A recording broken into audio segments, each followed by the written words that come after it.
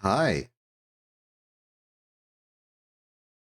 Man, that intro took so long, Jewel has rotated out from under us. This was originally full green, no atmospheric edge of the... I'm forgetting my terms.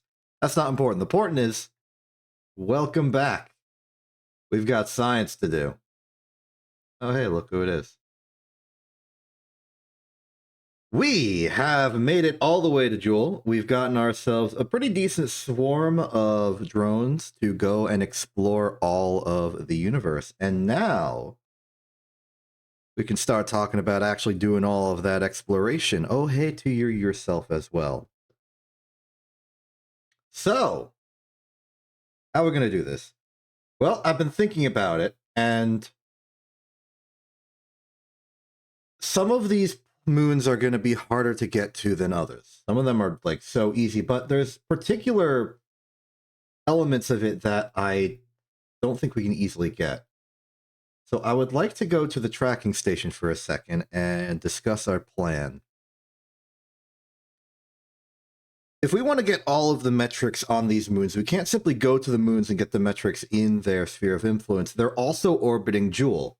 And even though they're technically pretty easy to physically get to once you're at Jewel, we should still get the orbital parameters. And for that, a long time ago, we launched the Switchyard. It was intended to be a relay satellite, but I managed to boost it into a high enough orbit that it can also kind of work a little bit like a Joule-centric polar bungle. Provided we could actually see all the moves. There we go. So my hope is we can do a little bit of polar bungling real quick.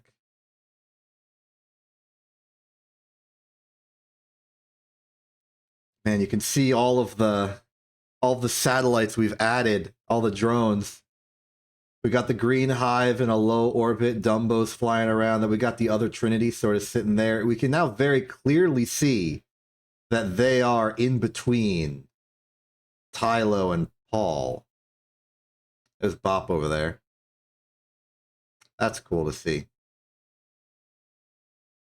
Anyway, the hope here is that I can get us into a position, perhaps like so, where we can measure vaguely the orbital period of one of the inner three moons. Because I'm pretty sure that the inner three moons are in a 1-2-4 orbital resonance. I forgot to turn the music back on. Hold on.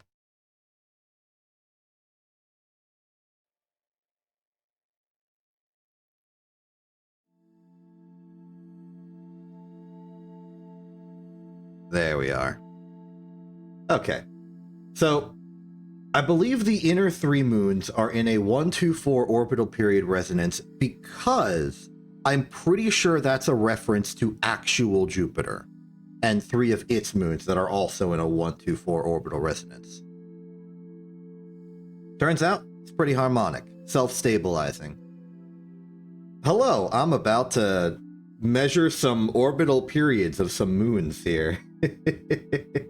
So, it's going to be operating on a bit of a different time scale, but my plan is to measure the orbit of Lathe because it orbits the quickest, and then we'll take that orbital period and divide it by a lot, and then we should be able to get the actual orbital radius of Lathe, Val, and Tylo all in one sweep.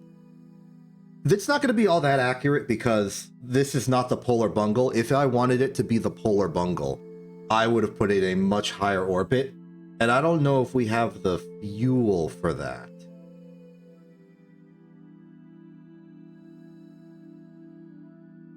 So we're doing it like this. It's going to be really loose, but it will definitely be good enough because all these moons are really close by. Their SOIs are pretty big, and we can refine it as needed. I'm also pretty sure they're close to exactly circular. So all of this is working in our favor. So my plan is to take the UT time of Lathe. We're going to time warp until it appears.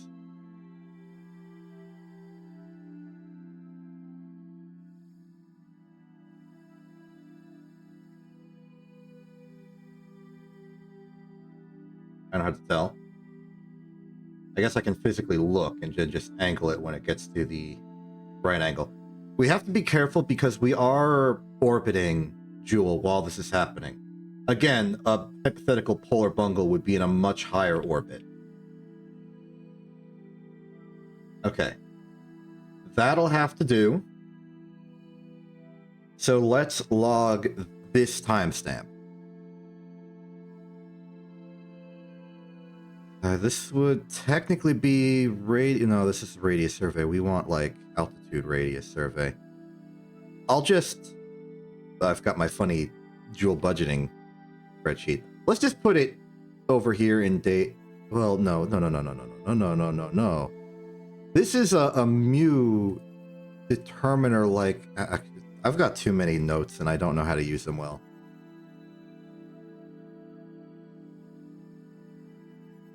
I think this is the correct one.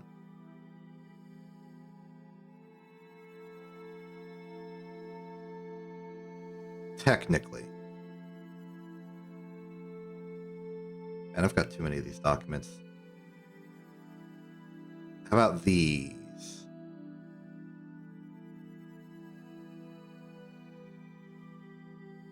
This looks like what we want, just without the calculation of time and stuff. I'm trying to remember how I did this for the polar bungle, if I have any residual pieces of information from that.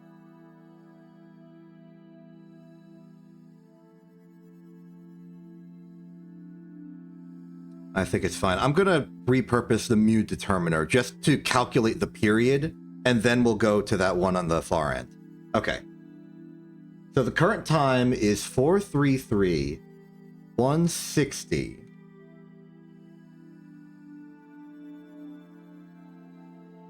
I should pause time actually.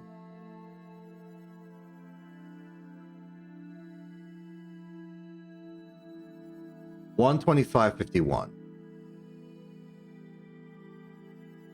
We will then figure out the orbital period by letting time progress and seeing when Lathe returns. Better yet, we can just do when it leaves.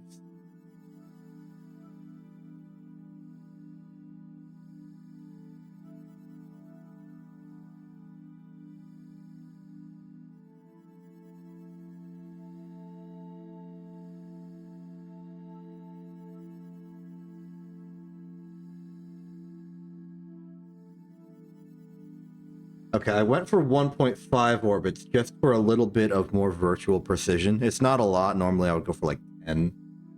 But I don't think we can measure it that accurately with how short our orbit is. I know you didn't see it, but, well, I guess you did see the Lathe part of it. That's convenient. You can't see it, but the time is currently 4:33:163.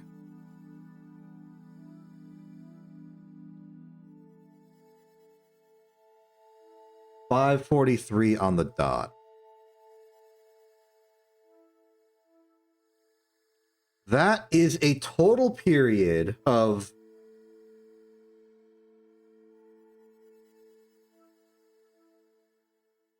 That seems strange. Did I transcribe this correctly? Yeah, 4:33:163, 5:43. Oh, number of orbits. We did 1.5. Okay, that's much better.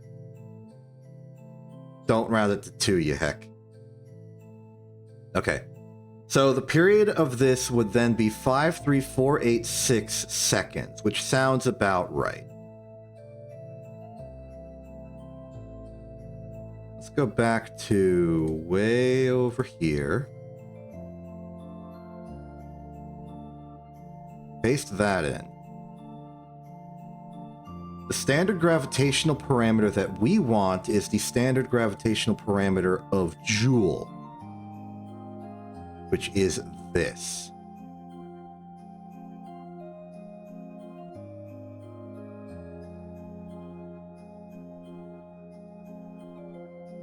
Now, the value of tau is just the value of tau. This implies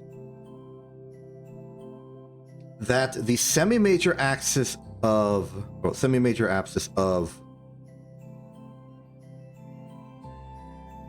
Lathe, that's the name of the moon, should be this. And that means we can get the other two for free. Because all we have to do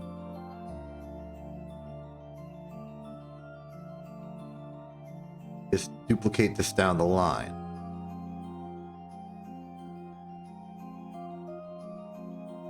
Multiply this one by 2. This would be Val.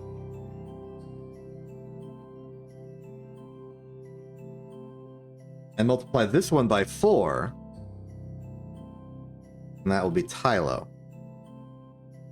If you're wondering about my weird capitalizations, I realized I did all lowercase for Lathe, did a capital V for Val. I decided to do capital everything but the first one for Tylo. So this is our semi-major axes for all of these. And we can do a sanity check, but for the time being, I would like to just put those in.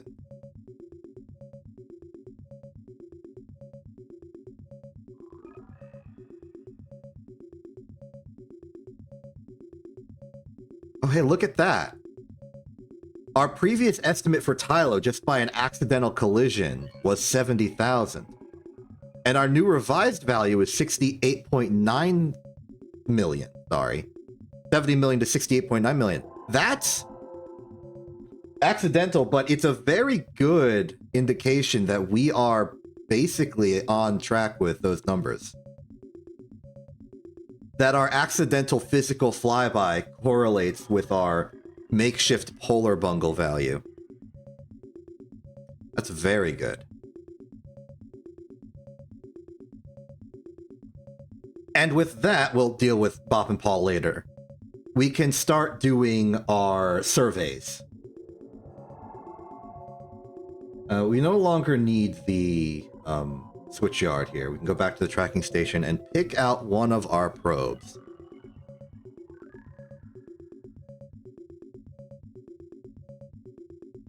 It's tragic what happened to the Green Hive. It ran out of battery. It was very sad and tragic and all the other sads. There was a lot of sad involved. As I coordinate all my systems here. We go back to FE29B4 Dumbo. This is the lowest orbit of the drones. The other three were put in a circular orbit, but the fourth one had to be kept on board to maintain power to the hive. And now that it's disconnected, the hive is dead. So, according to our measurements, Lace semi-major axis is 27,356,554-ish. Probably closer to 27.5 or something. We don't need those details. All we need to do is raise our orbit. So let's raise our orbit. We're going to take a target radius of 27.35. We are going to put that into the Joule calculator. We are also going to correspond our current altitude, which is currently 976,633. Oh, wrong calculator.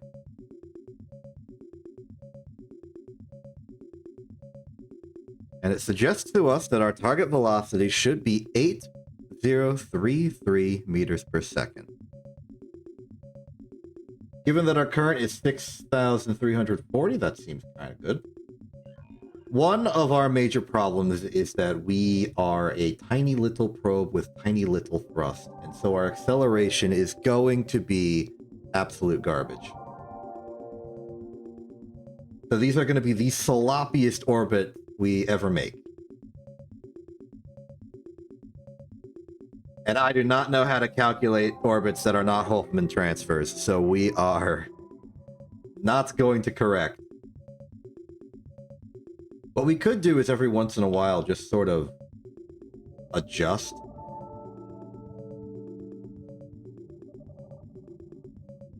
But really, we don't need to worry too much. Again, these are hard targets to miss.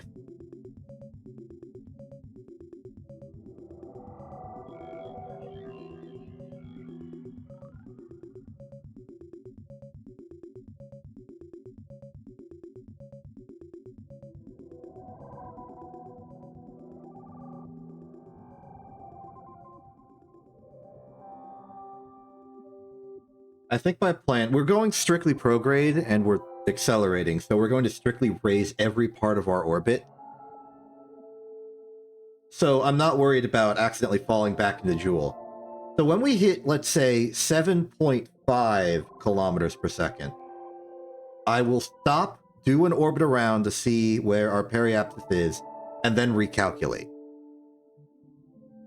We have the luxury of time in-game. Outside of game, I have to worry about running the Fight Club later today.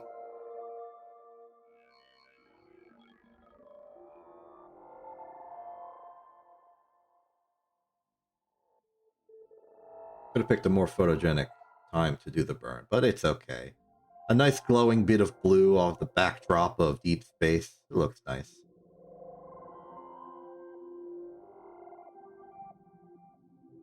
Oh, I just noticed our electric charge is having problems.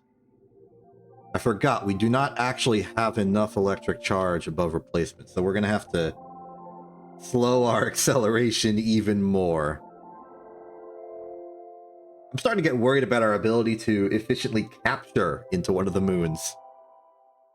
We're going to be going the same relative direction, so maybe it'll be a very low energy entrance.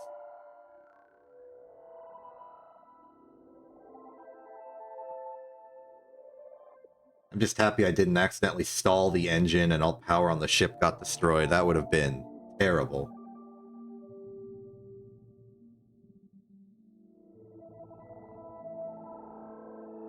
But it appears it can manage 66% thrust with the battery staying stable.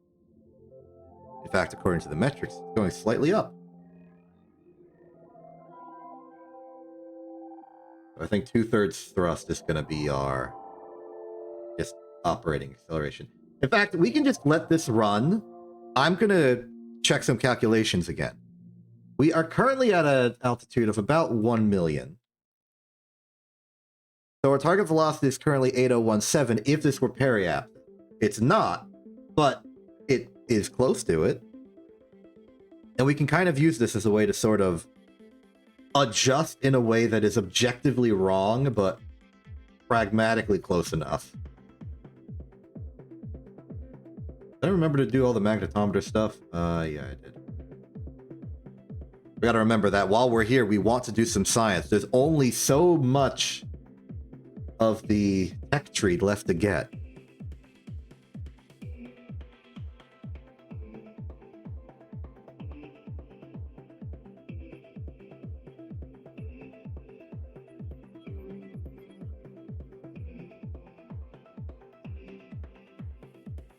It's starting to ascend pretty rapidly.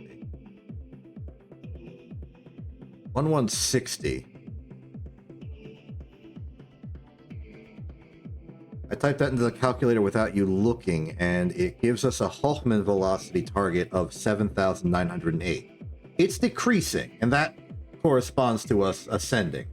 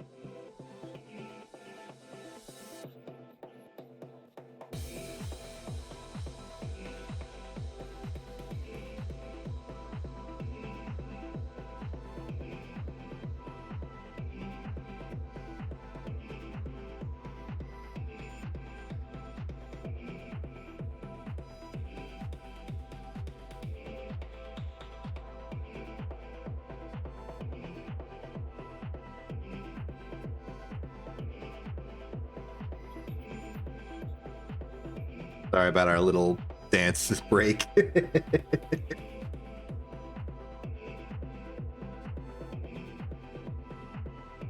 Wait a minute, our acceleration is... Well, okay, our velocity is decreasing. I think it's because it's lowering faster than we're thrusting, simply because we're going higher. I do see our altitude has reached 1.5 million. Let's run the numbers on that one. We're about to hit 1.6 million. Oh, wrong field.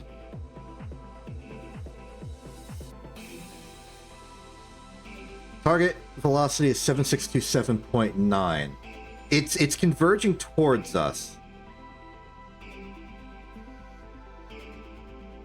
I don't exactly remember intuitively the correlation between Hoffman velocity and actual velocity on a different part of the orbit than periapsis, but I'm going to say they're close enough that I can care when they're together.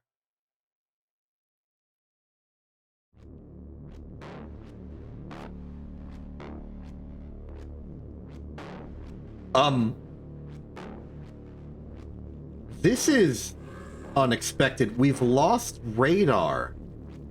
We've lost tracking. Where's the switch yard? Oh, there's the switch yard. Okay. That makes complete sense. We've entered into the shadow of Jewel. Kerbin is obviously that direction, and the switch yard is behind the planet relative to us. We have lost control of the probe. It's losing attitude control. Oh no. Okay, we're back. We're back. And I think we're back because Kerbin is like cutting through the atmosphere decently enough. That was a little scary. This is one of the reasons we have that switch yard. It's to help cover some of our blind spots.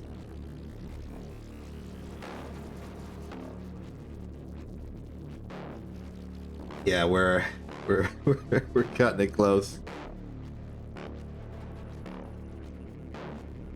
I'm happy we have the default like radar system where it can cut a little bit into a planet.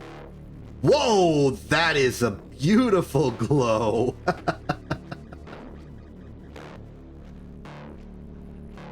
The dramatic music showed up right before we lost control. I think it knew. I think it was prophetic.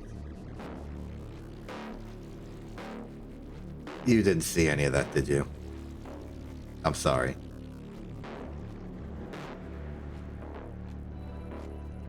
We'll just pretend that I lost control of the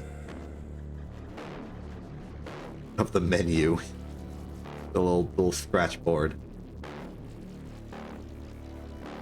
Okay, we're currently at 2.6. I do actually want to go back to this. I'm gonna swap that 1 to a 2. And our target velocity is 7,000 flat from here.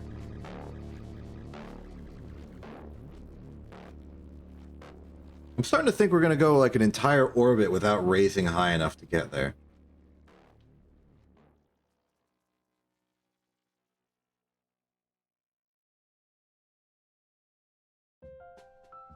No gravity. I mean, yes, gravity, but no science to be gotten.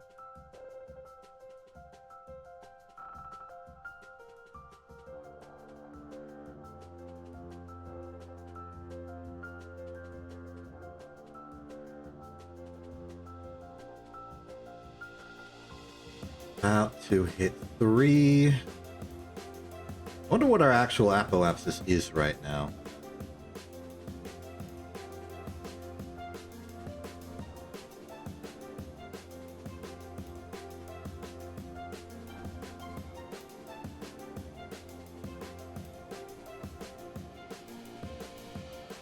I'm sorry you missed the cool glow. I don't think you missed too much at the time where we lost control of the probe, but it would have been nice for you to have actually seen all the indicators. It's been too long since the last KSP stream. I've gotten forgetful on the importance of properly changing from notes to not notes in a timely fashion. My apologies.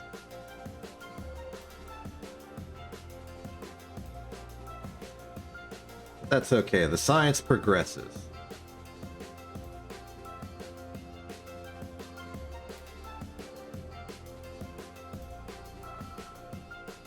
It's clear that our altitude is increasing, which is good. It means we're getting closer to our goal. Literally, but I mean that we're making a significant impact despite our very low acceleration. That circle. It parallaxes to the surface, so I'm going to assume it's a moon behind the planet. Yeah, that's Lathe. Lathe is over there, and it's doing some Z fighting. That's not the correct use of the term Z fighting.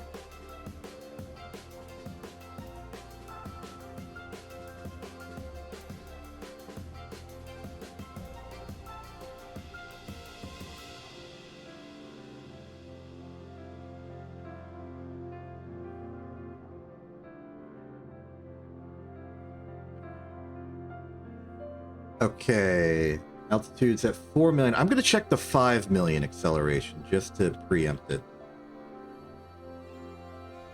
5 million accelerate target velocity is 6052. So if we get to 5 million and our velocity is still above 6,000, I'm going to stop and we're going to see where apoapsis and periapsis really are. Oh no, this means I have to go to the Shadow of Jewel again and do more burns.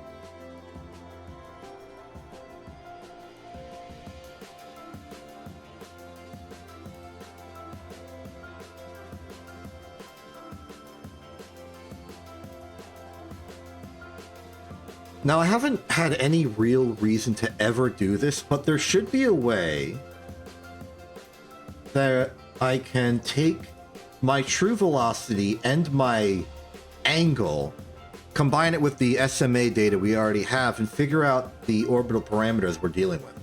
Not accurately, but enough.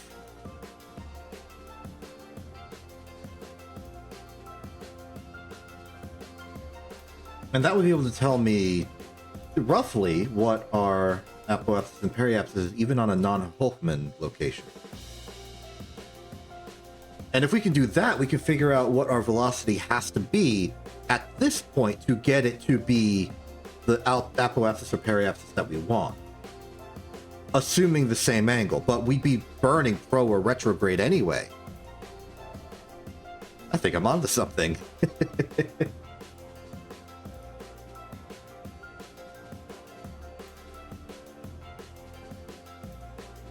Oh, we passed 5 million and our velocity is still above 6,000. I'm going to stop and I'm going to go to like regular time warp and see what we're dealing with. Dealing with some pretty stuff.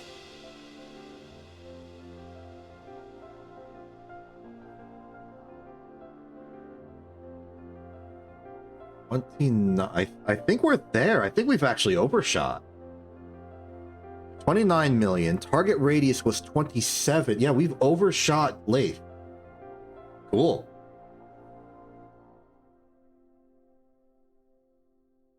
Now what? Well, I guess step one is go to periapsis, which will be a safe altitude above Jewel. Because I said so. And also because I hope so.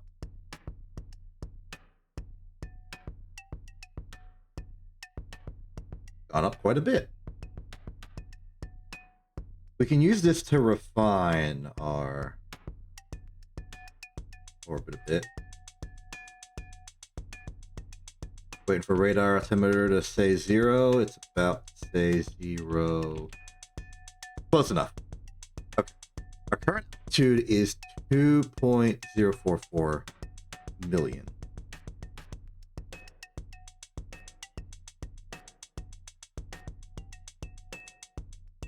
Hey, Thega. Hi. And we want our target velocity to be 7367, which we are above. So go retrograde and burn immediately.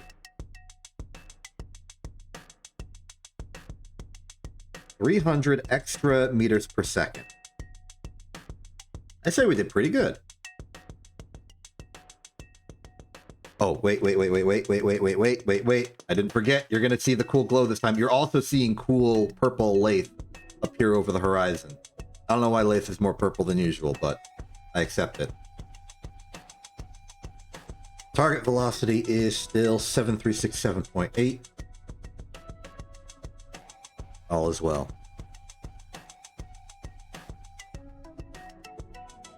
It's really good we have the background music today because we don't even have engine thrust as a sound effect to listen to from the game. Because these are ion thrusters. Okay, 7367.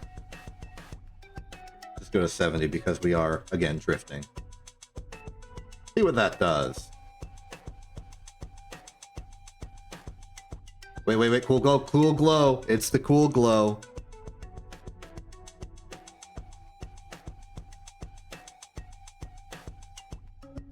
Get me off the screen. Get me off the screen.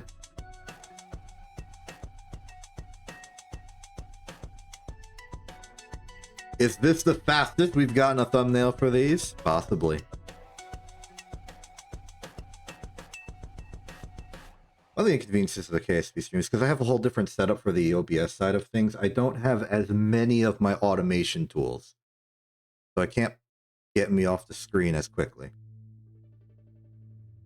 Oh man, it even looks cool in the glasses. Look at that.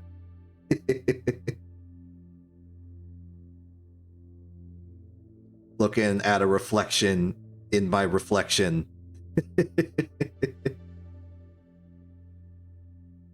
It's just reflecting all the way down. Okay, given lasers in front of us and we're in a lower orbit, I kind of feel optimistic about our ability to capture right now.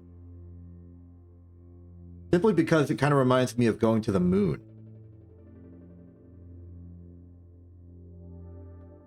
Here we go. No, I think, well, it's hard to tell. Maybe it's too far in front of us.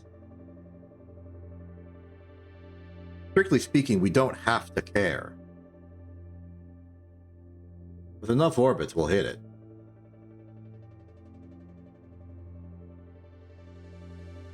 But dang if we aren't close.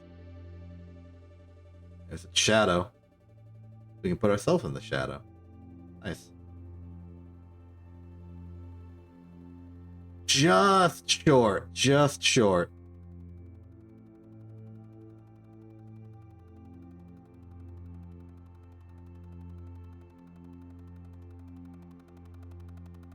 Which is unfortunate, but it gives us the opportunity to do something. We can get a much better measure of its SMA if we go into a circular orbit right now. 2929, which is to say 22.929.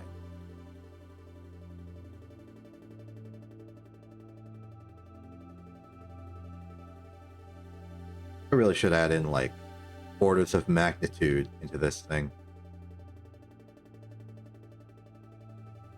Let's paste that in for a second. Oh, whoops.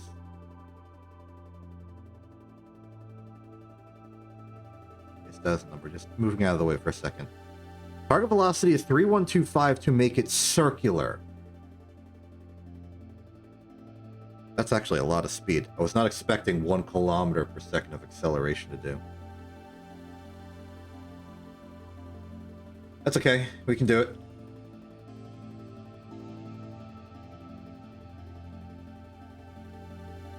The benefits of doing this is that we'll get to see exactly what the heck.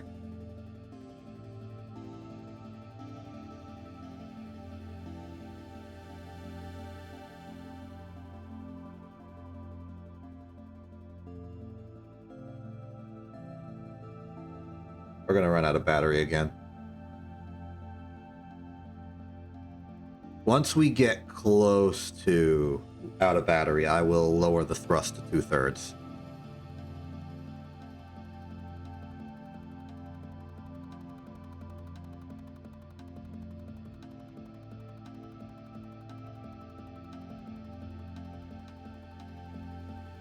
Altitude ain't changing that drastically. Give us some up tilt so that we're not losing our apoapsis. It's not fuel efficient, but we have the fuel.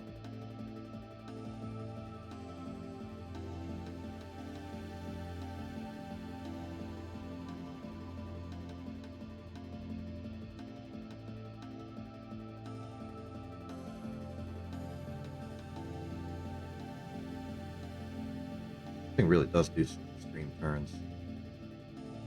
Okay. Careful on the throttle. That'll have to do.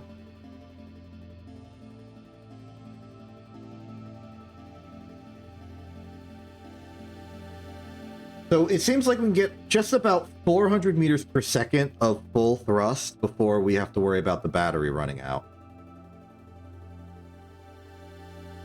Which is good to know.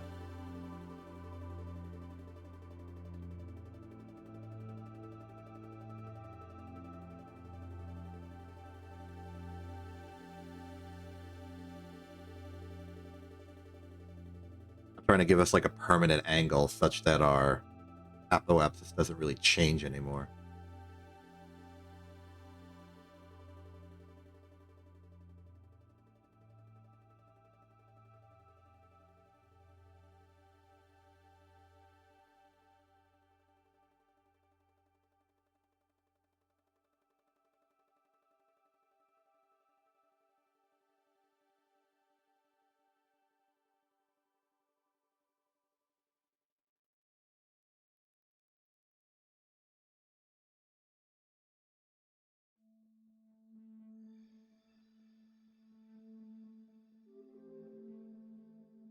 So it's holding good. Our apoapsis is, well, or just altitude, is 22927 right now.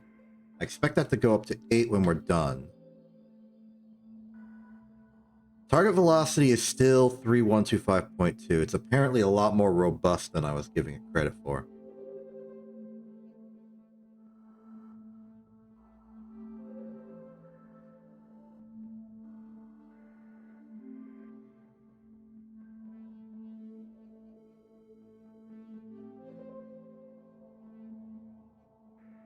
What's the radius of Joule again?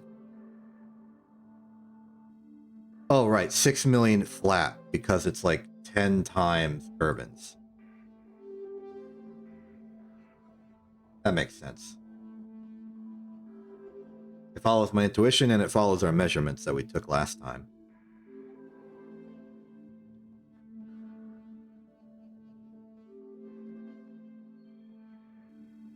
I think we may have overdone it. That's okay. Our target's still just about the same. Ooh, can we magnetometer out here? Oh. A little bit of gravity? No.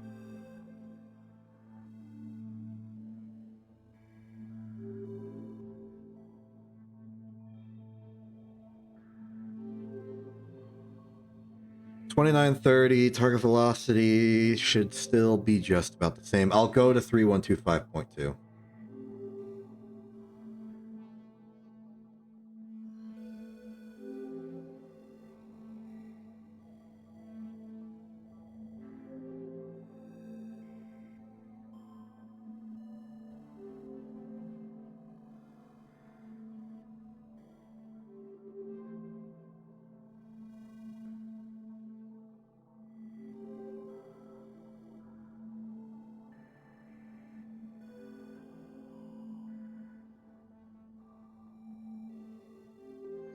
Do I regret my decision to make these ion probes? No, I don't think so. I think just the slow patience we need for this is just part of what we have to do. And this will be the hardest one in terms of gravity well problems. Because we had to go from low Joule orbit out here. Whereas the rest of the probes are going to be close to the moons already.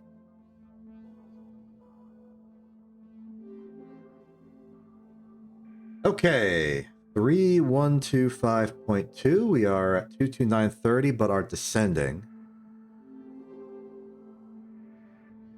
A desirable circumstance. This would imply an actual radius of about 2793.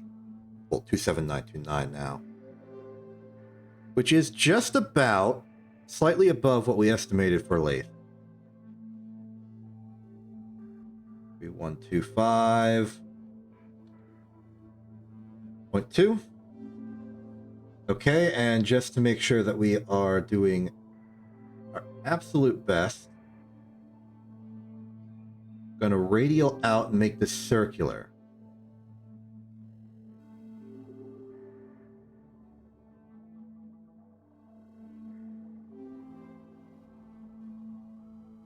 There we are. We should now be in a pretty circular orbit at a radius of about 27.9 million meters above Joule, which puts us slightly below where we expect Lathe's orbit to be based on the calculations we did earlier. So we switch to free cam, look at Joule, and see what happens.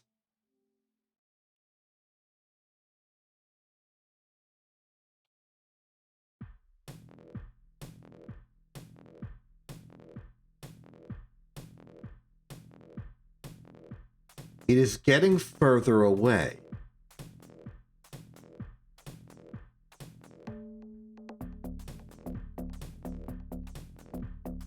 Does that make sense? Our estimate was that it was 27.3.5-ish on the measurements we took earlier. We're at 27.9. So we are technically above our estimate. So we would be going slower. So that makes sense. And that means that, at the very least, our measure estimate is not too low, or at least not too low by too much. So how's about we refine that a little bit? We're currently at 22927, just due to imprecision. How about we go to 22 flat? Well, target velocity would be 3099.7 to do that burn. Let's do it. I'll be very curious to see if this goes above or below. If we can refine the semi-major axis of Lathe, that'll give us a more refined estimate for the semi-majors of both Val and Tylo. Because I'm pretty sure that 124 thing is real. It looked like what it was doing, and it would be a cool reference to Jupiter 9.7.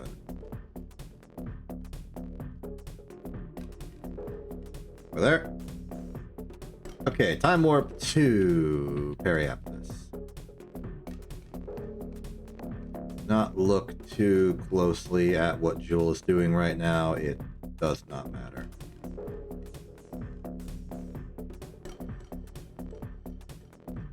How close are we?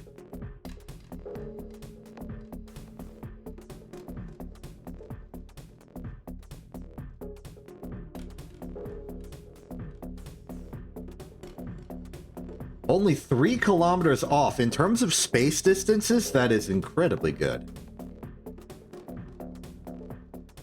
Okay. We're at 22003. Let's call that our new circle. 3176.4. Just a little bit of deceleration.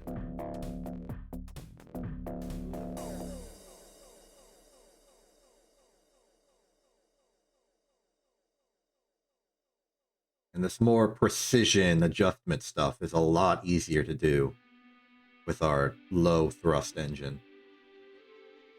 3176.4.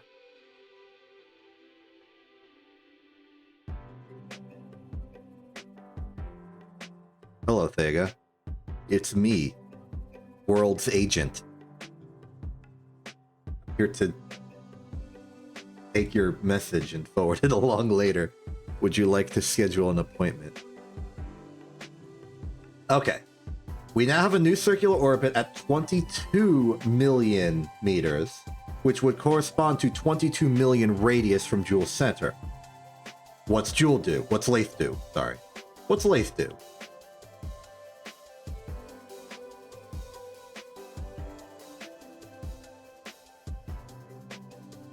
It still gets further away. Okay, that's interesting. I think that means that we've accidentally overestimated it a bit. That's fine. So it's not 27 million.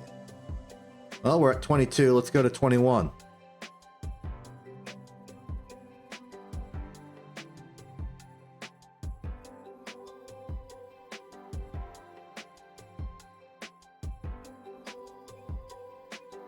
For you with the specific calculation, I just put the number in for where we are and where we're going, and it's giving me the number 3147.3.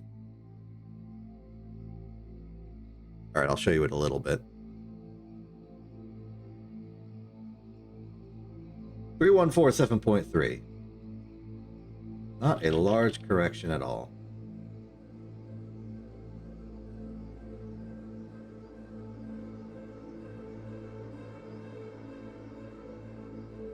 Okay, then we go lower. Hopefully we will get to a point where Joule starts going towards us, and that'll tell us that we're finally underneath.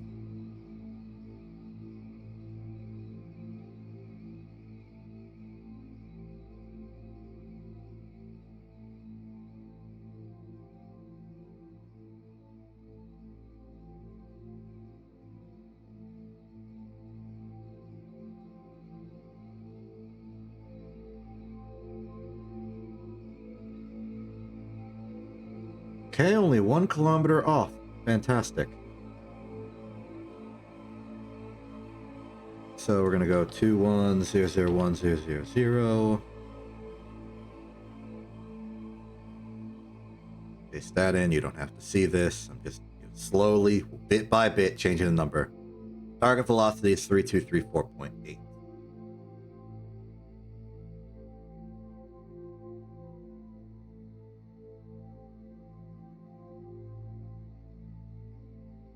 Not too far.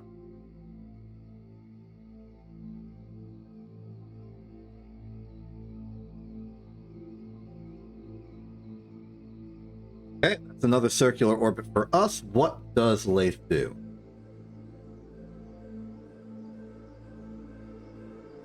It's approaching us. Okay, this is big intel.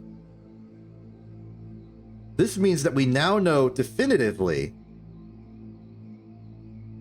that Lathe's orbit is between 26 and 27,000 kilometers. Let's call that like 26500.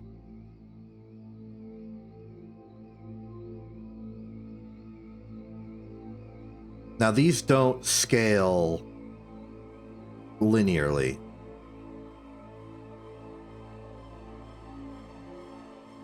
But we could awkwardly reverse engineer it. I just don't think I have a calculator for that right now. And I'll do it when we get to actually getting to those moons. It might have been easier if we narrowed this down using Tylo because it's the larger one. That's okay. And now, getting to Lathe is the easiest thing in the world. We just accelerate time until we're there. It doesn't have to be efficient, it just has to be convenient.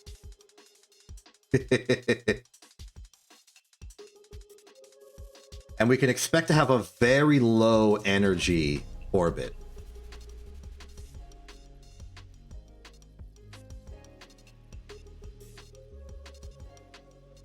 As we just sort of spin and it gets closer.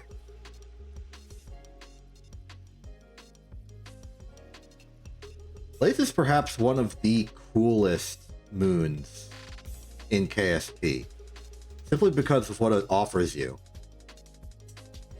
And what it offers you is an alien planet that uses atmospheric, or that can use atmospheric thrust. You can fly a jet on Lathe. The air's thinner, but the gravity's lower, so they do still kind of work. Okay, we've made contact. Let's get some data immediately. It's looking like our sphere of influence is roughly... I'm going to call that... 3 million.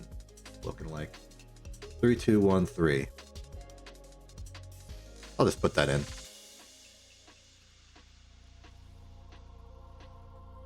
Give it a yellow because it's a very rough estimate, but it doesn't matter that much. Sphere of influence just gives us a vague sense of how far we can put our orbits, and also how floppily our orbits can be and still get to Lathe. So that is thing number one. Interesting to me that we are entering with what appears to be a velocity of 400 meters per second. That's kind of a lot more than I was expecting for how slow it felt like we were going. Equally weird is the fact that we seem to be going relatively sideways.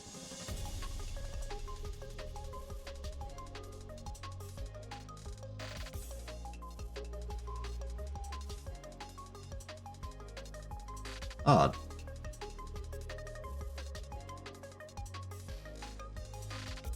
We are approaching.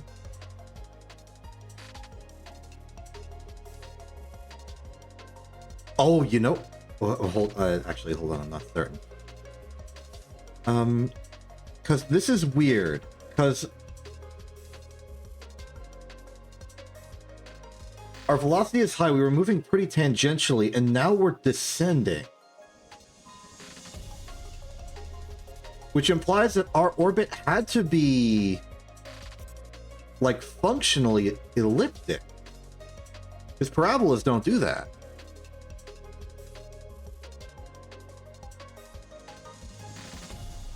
Well, okay, this is a good question.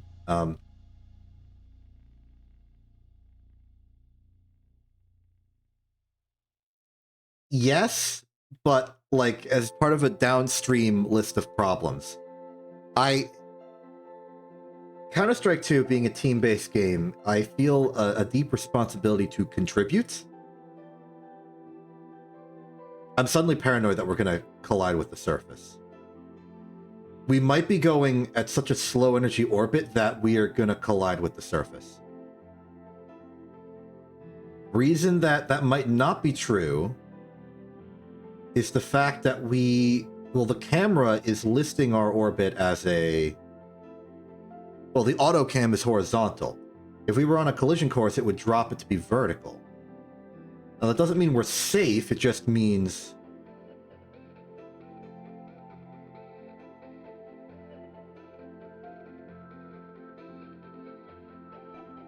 we're not colliding. We could skim the atmosphere.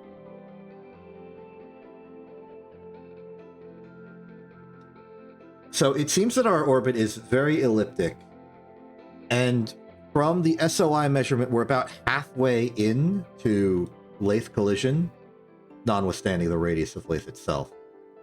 I'm going to spend our fuel to circularize here, because I'm pretty sure we can take some of the energy we're using to go forward and use it to go around.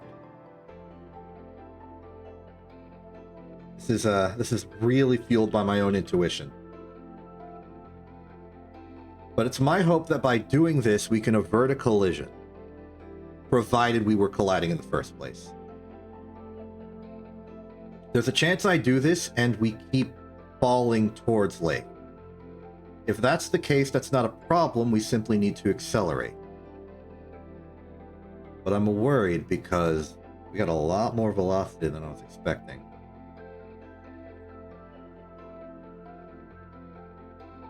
If I do this higher, it's more likely that we descend towards Lathe. If I do it lower, there's a chance we can't change velocity and time.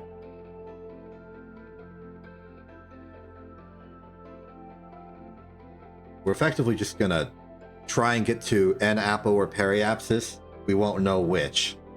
See if our speed increases or decreases, and then just start thrusting to compensate. Eventually, we'll get something close enough to circular, and then we'll know we're safe. We'll definitely know we're safe if we can, change our fate here. I would love to take the time to answer Thega's question. Unfortunately, we've just entered an ad break, so I know that Thega would not be able to hear me, probably. So I'll wait.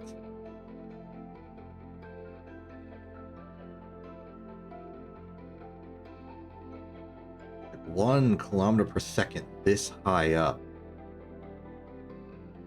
I sometimes underestimate just how large the moons of Jool are. They're effectively planets in their own right. I know Lathe is smaller than Kerbin, but Tylo is the mass of Kerbin, basically. At least, surface acceleration.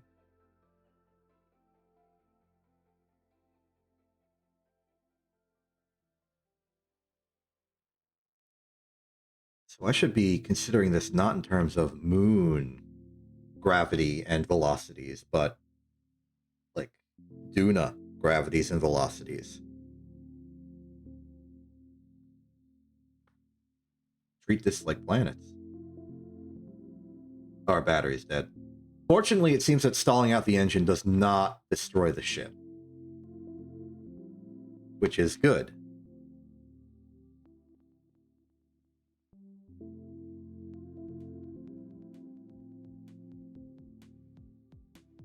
Do you think this... No, this ship could never survive a landing. In fact, I don't know... List of celestial bodies this thing could possibly land on. Maybe Bop or Paul. Definitely Gilly. I don't know about Elu. Maybe like if I'm really good, Elu. I know some people use ion stuff near Elu, but those might be like crazy challenge, get a Kerbin in like the lowest mass possible to Elu type stuff. And stop. We are now in an orbit, and we want to see what happens. Do we ascend or descend? We are ascending. That is great news. It means we're not colliding. We can now decelerate and see what happens. Let's go down to, say, 900.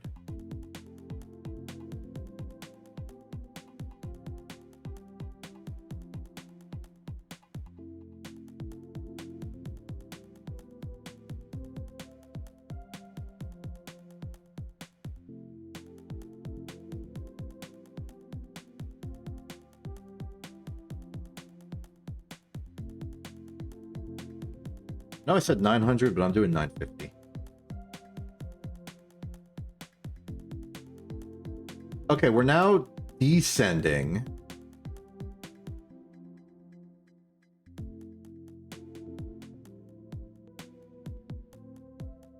But I also think we're looking good. Lathe also looking pretty good. Nice good old blue orb. Blue orb.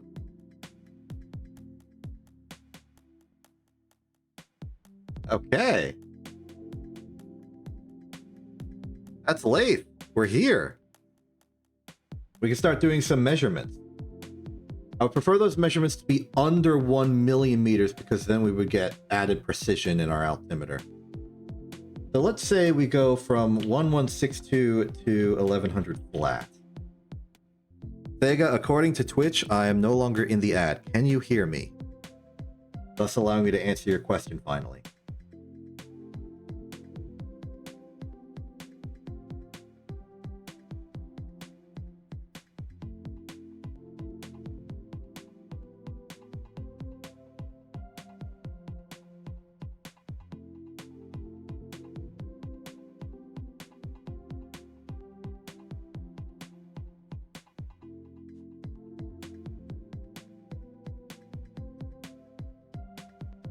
Oh, I think I almost fumbled my way into a circular orbit. Pretty cool.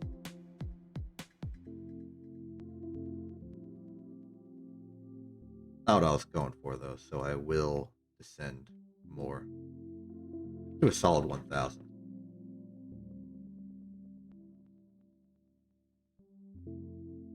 There you go. Still looking for confirmation that you're still there and can hear me.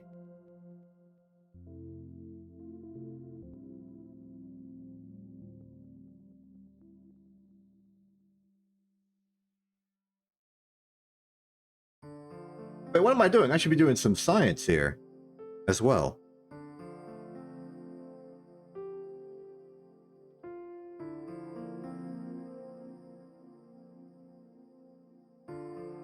Get the boom. Magnetomatize.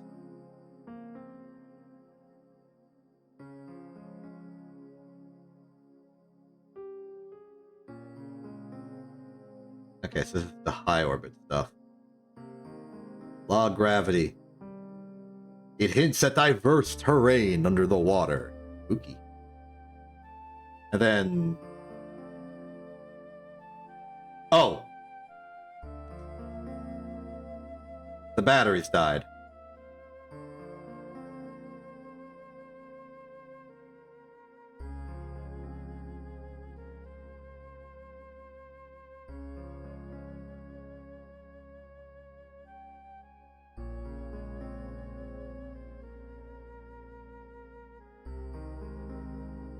Okay, we're good now.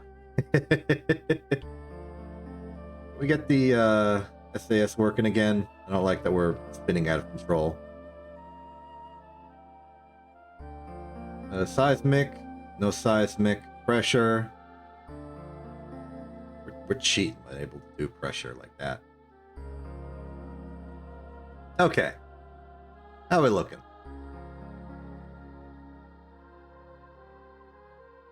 Well, the good news is that we're finally getting under 1 million meters. A kilokilometer. Which is just a megameter, if you think about it. We're actually going pretty deep. Might make the numbers better. Okay, how about we go to, like, I don't know, 1425? We want the apoapsis under 1 million as well. We don't much care for the details.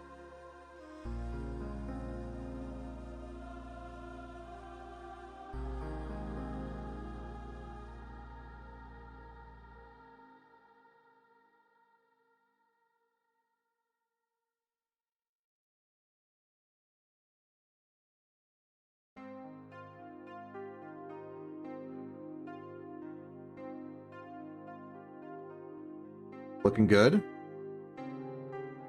Yes, that means we can formally begin the radius survey.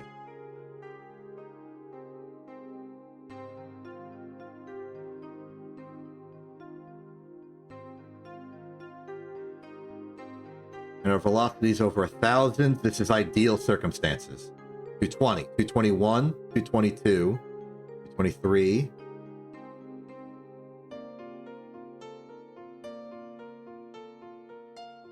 224. 223. Okay, so it was 224. Let's begin the radius survey. We need more rows.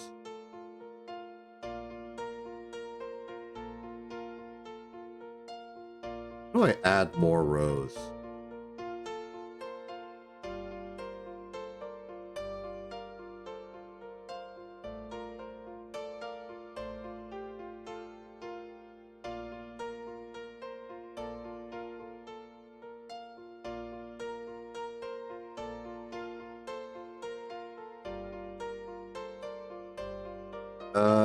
I added a row, but okay, yeah. I did detect the ad break, and I was looking for confirmation when you got back. How do I copy a row or add a row to a table?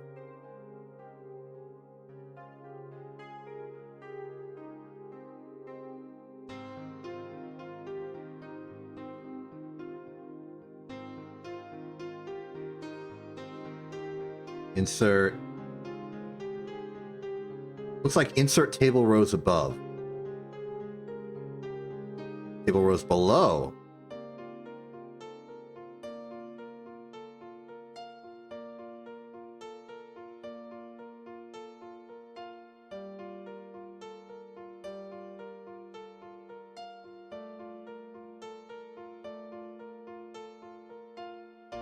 Maybe, I don't know. Point is, I now know how to, and I will forget, but we can at least do it right now. So, this is going to be a lathe. We can also prepare some Val and Hilo and some Bop. Let's oh, you know, the insert does just work, it appears.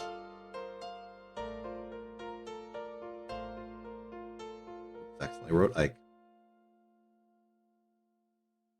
We can put Paul in there, and we are ready. All right, excellent. So we are currently at the apoapsis, and the apoapsis is 96022, and it was a 4.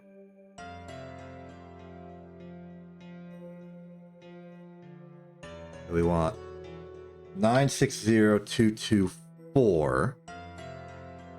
Altitude arrow is 90.5, and our velocity, I didn't see it change. I'm going to put in 1074.3. Error is 0.05. We are expecting a total error, or a sig fig of 5, but let's just get the periapsis and write those in first. I like to leave the sig fig for last so we can get, like, cool precision. Okay? Down we go. I said I would answer your question, but I got distracted doing the science. There's just so much to do while in space.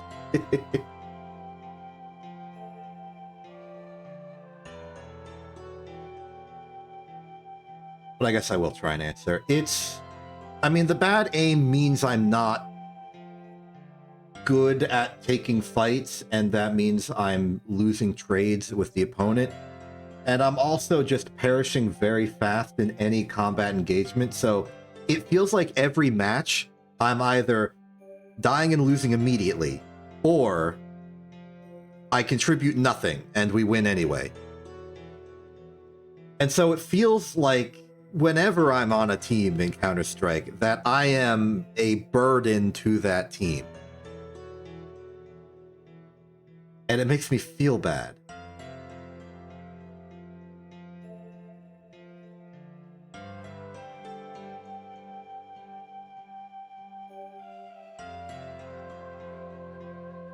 If it was just me by myself, I could goof off as much as I want and not be too stressed about it, aside from the just general frustration of losing a lot. But then I would go out and just do fun things like clean up the litter on the streets of Dust 2, which I did. Video forthcoming.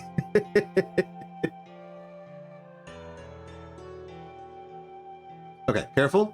3-2. 3-3. Okay, it was 3-2. I'm glad we caught that. I almost accidentally went by it. 599332. 0.5 there, and a velocity of 1427.0. 0 with a error of 0.05. The sig fig is glitching out and giving us a value of 1 million. This implies that the radius is over 500,000, I believe. But a proper sig fig would be, let's see, we got 5 here, 6 here, 5 here, 6 here. So this is a lovely and convenient 5. Giving us a, whoa. Well, that's telling. What happened to the music? It stopped. When did it stop? That's the one we just heard.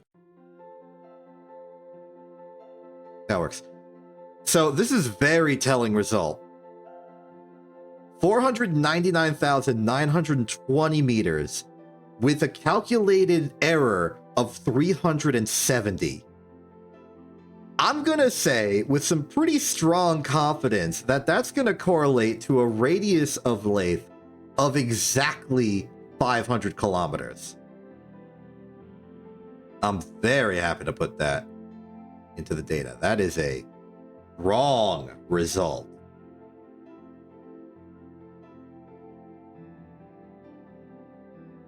Give that a very solid green. Excellent.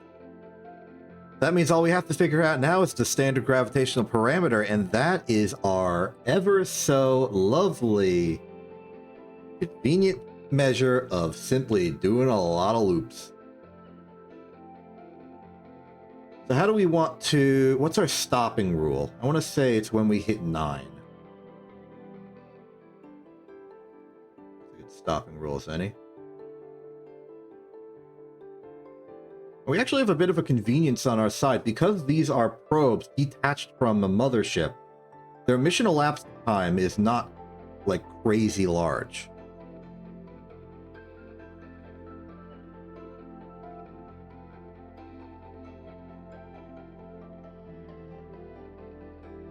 Okay.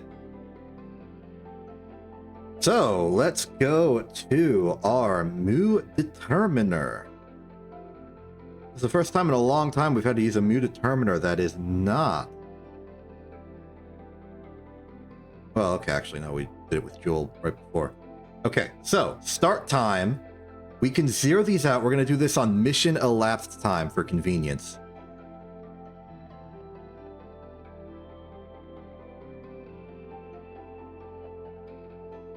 So the current time of the mission is day 113. Day 113, 5 hours, 10 minutes, 0 seconds. Oops. 5 hours, 10 minutes, 0 seconds. We are now going to do a bunch of orbits. See what happens. Time warp go. 1, 2, 3, 4, 5, 6, 7, 8, 9. And then we look for the ascent to 9 kilometers.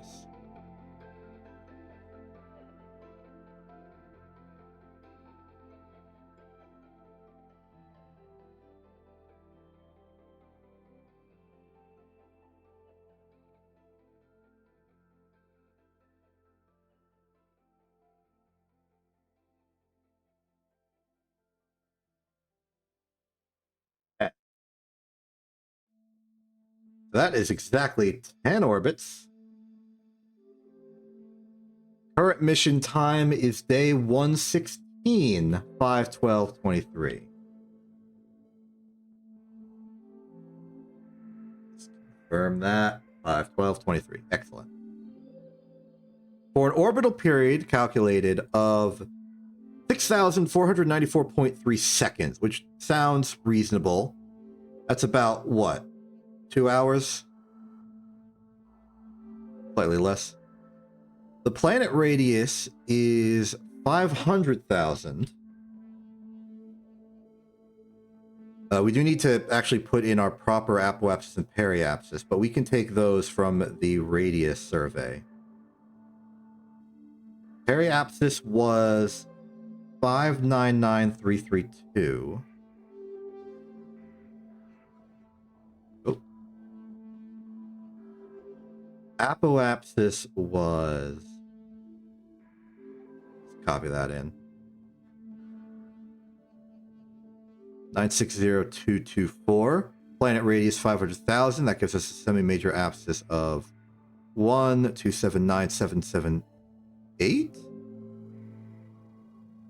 Yes, because adding in the planet radius, we're going over 1 million. That makes sense.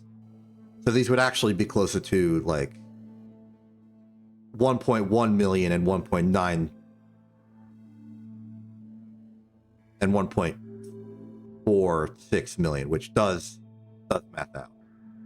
So, having done a sanity check, we can now see that our mu value is 1961999822711.01. Those particular details do not matter. What matters is that we have this number. We can put it in here. I apparently did not actually copy it.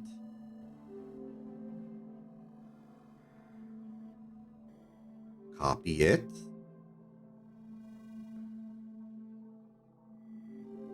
Paste in. There we go. If you could please format that as a number, remove the decimal place for readability, give that a lime green. So does this value make sense? It is about 1/8 of Eve's semi-major axis, and Eve has a radius slightly larger than us.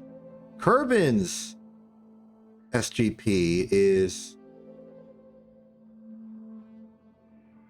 looking like the same amount of digits, but like multiplied by 1.5. So, assuming a generally similar density to all of the planets and other celestial bodies in the pole of Kerbin,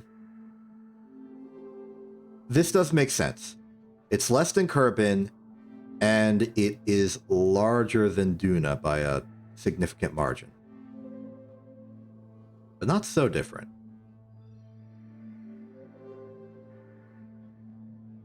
And I was really hard on myself in the early days. SGP of red for Kerbin, I'm upgrading that to yellow. I think it's good. I think it did a good job. So, well, that's Lathe. And with that calculated in, we should be able to do orbit calculations now. So, hypothetically, if we go to our apoapsis right now,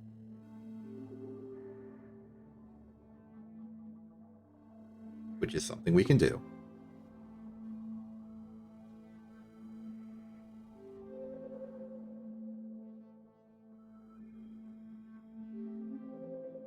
and I'm going to trust that the atmosphere of Lathe does not go up higher than Kerbin's because it's a smaller planet. So we are currently at an altitude of 960,224. Let's say we want a target of 100,000. That would imply we wish to have a radius or a velocity of 884.7. Let's try it out.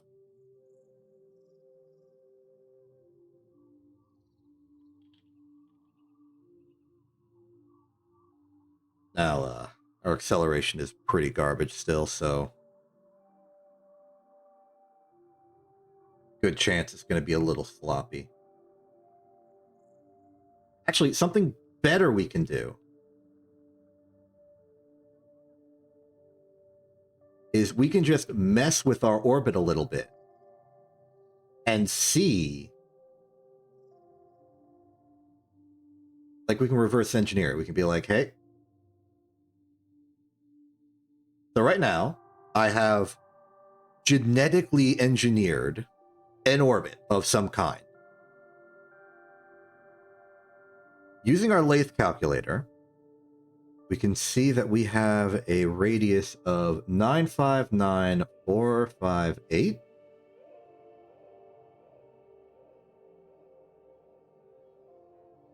And we don't know what our target is, but we do know our velocity. So if we just keep modifying our target until our target velocity is about 1,000.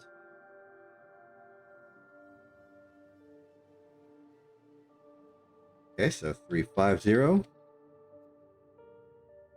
We're trying to refine to 1,000.5. So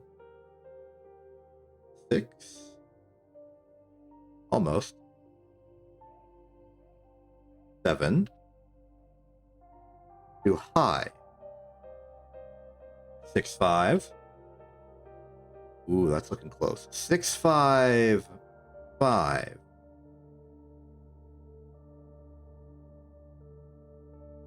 657. Okay.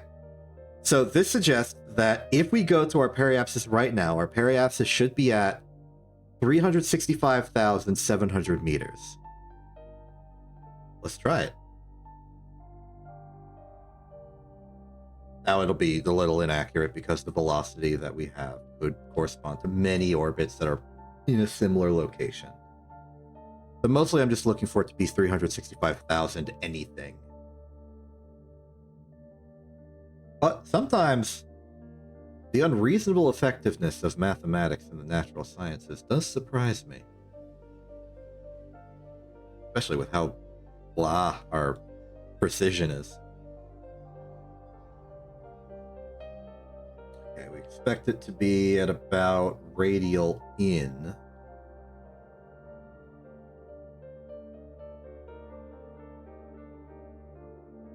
$365. We're a little low, but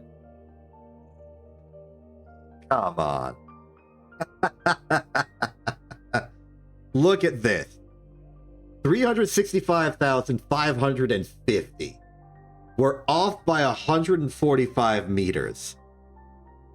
And yet, if I were to put in 555,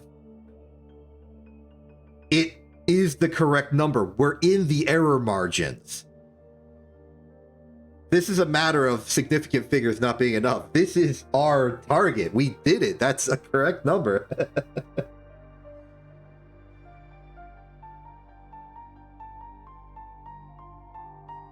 We good. Okay, with that, I think it is safe to say we have successfully surveyed Lathe in an astrometric sense. In a scientific sense, there's work to be done. I would appreciate if we could do the work while the sun was out. So I'm going to time warp a bunch. Realizing that we'd have to wait for the entire Joule orbit to change. Okay, never mind that. We will study in the dark so that others can learn in the light. The Sagan Sea! Check this out. We're over the Sagan Sea. I guess that's the name of the ocean of Lathe, generally. We're going to be real hard pressed to actually hit an island.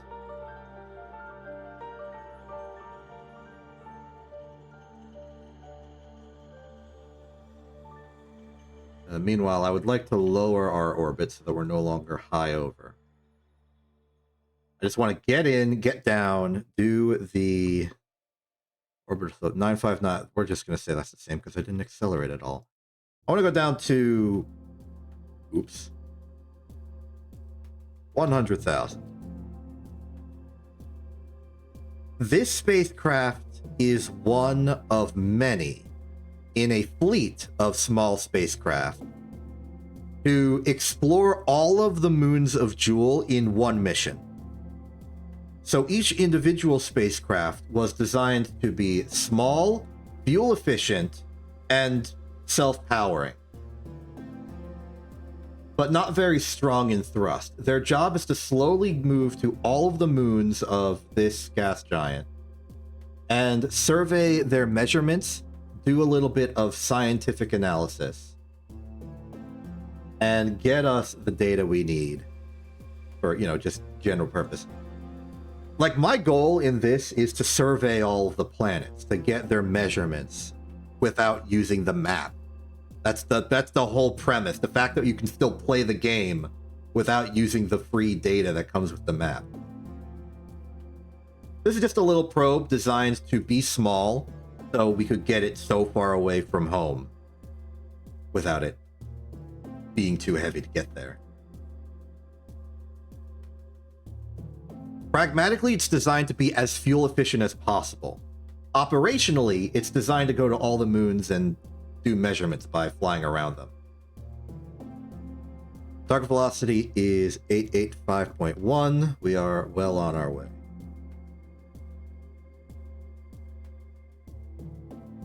Because once we survey all of the moons of Jewel, the only celestial body we have not surveyed will be Elu.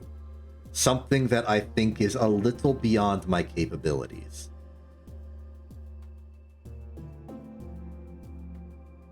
Then we can start doing bonus objectives. I have a few bonus objectives in mind. I've not been paying attention. We are going too slow. You want 885.1. There we go. A little worried it's a little low. Let's just go to, we don't have to worry about the details here. Let's just go to 900 to be safe.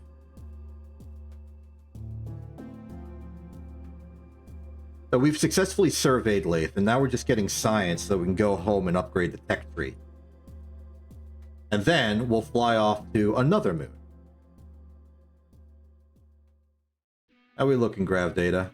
We are still high over, but we're high over the dunes. We got lucky.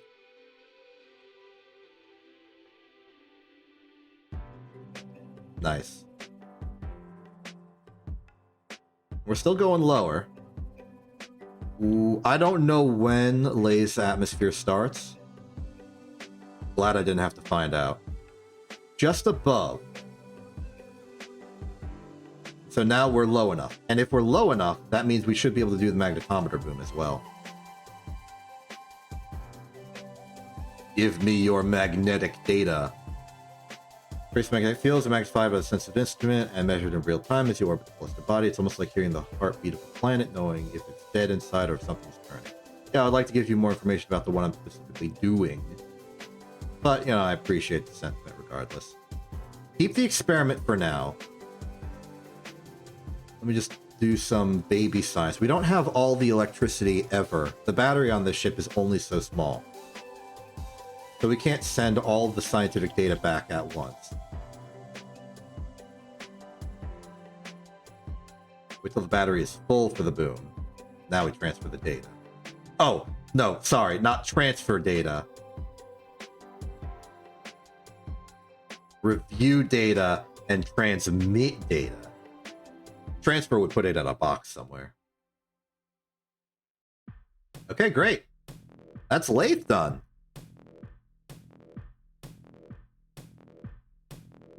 Before we continue,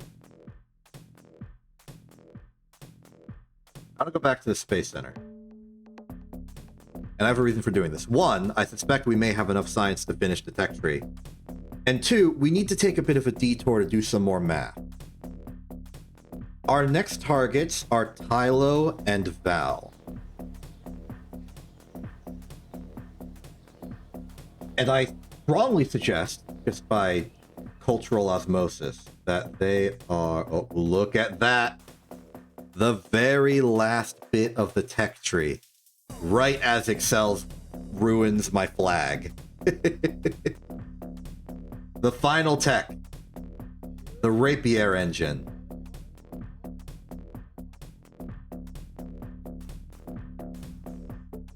Alright, so science is complete. We win. We now have every part in the game. That in itself is a success.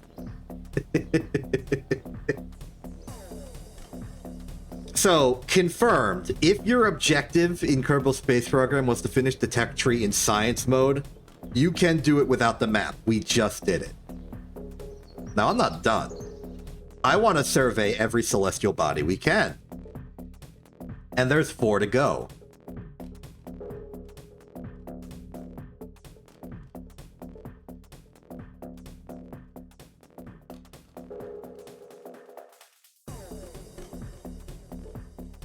Now, this also means we don't have to worry about actually getting the science anymore, which means we don't need to do that part of the mission, so we don't have to worry about it. It might be cool. I say 4, there's 5 left. Val and Tylo will probably be done by the end of this stream. Bop and Paul are targets for later streams. Elu may be impossible for me.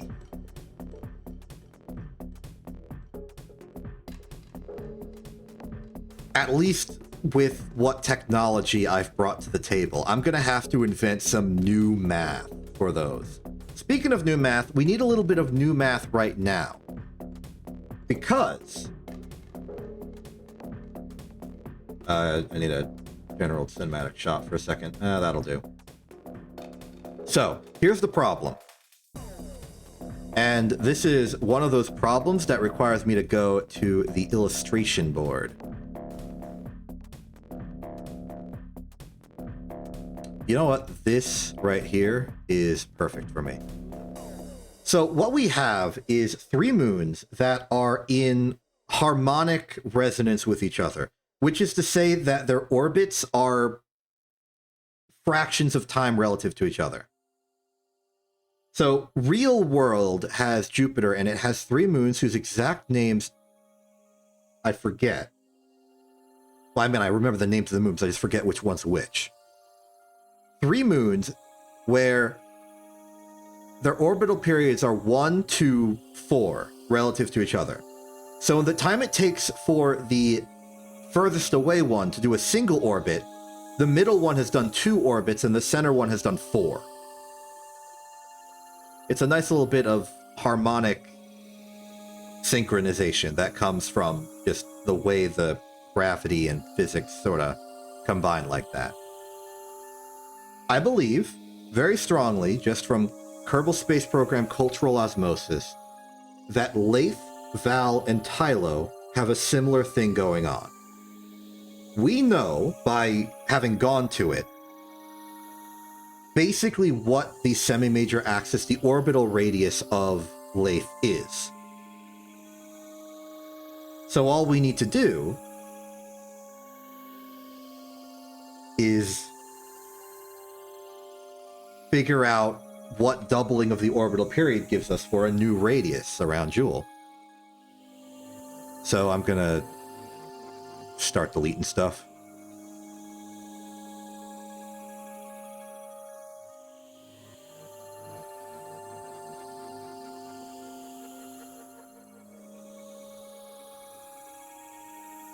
Yeah, there's a lot of things here. If we go back to the thing I used at the start, this is the period and standard gravitational parameter to semi-major axis. What we really want is this in reverse.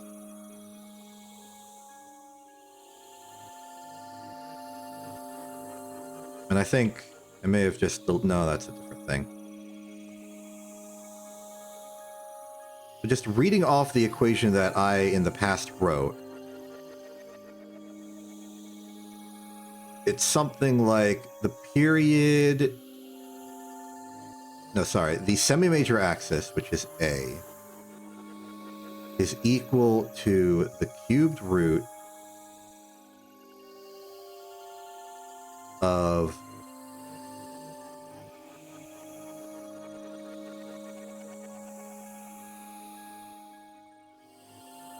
standard gravitational parameter times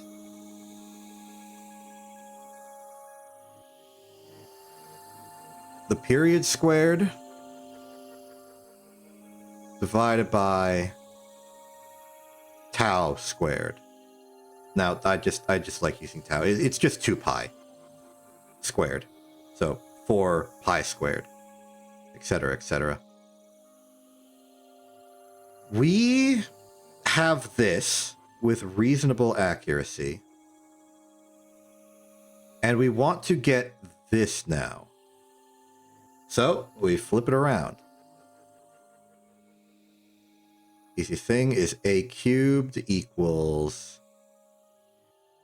SMA period squared over tau squared equal sign.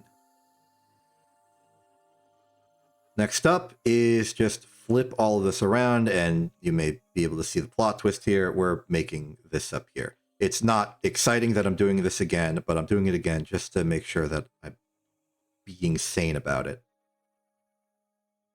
So tau a cubed sorry, that's squared. Oh, I know what I'm doing. Okay. So, tau squared, semi-major cubed,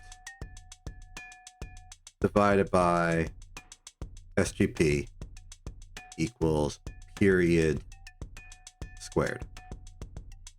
So final translation, period equals 2 pi the square root of the semi-major axis cubed divided by the standard gravitational parameter. We know this, we know this, we know this. Let's get that.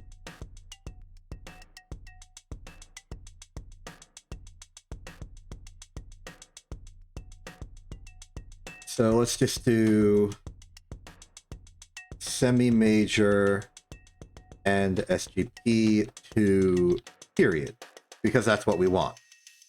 And then we'll, like, reverse these. We'll go back and forth.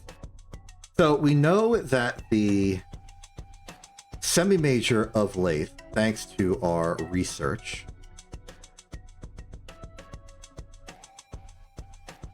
is this. Basically.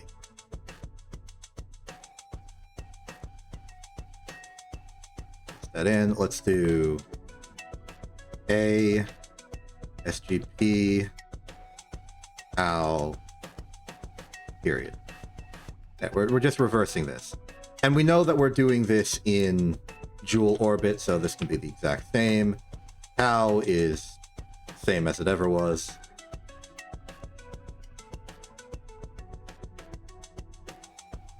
So then we just bring over the equation.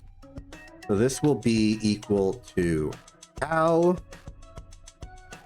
times the square root of A times A times A divided by U. I could use power A cubed, but I don't care. This implies a period of basically 51,000 seconds, which is really close to the original 53,000 seconds that we had before. And it makes sense that it's slightly lower because we know in practice it was slightly faster than this. Now we can basically check our work by copying this over and pasting it in, and seeing that we do indeed get exactly 26,005,000 seconds. 26,500,000 seconds. Talking is hard. I don't know why I became a streamer. All those weird choices you make. Anyway. From that, we now have the period, and we know the whole 1-2-4 resonance thing. So we can take this value, paste it in here, and then multiply by 2. And then paste it in here and multiply it by 4. And that's giving us a new estimate for the semi-majors of Val and Tylo. So let's put those in to our data.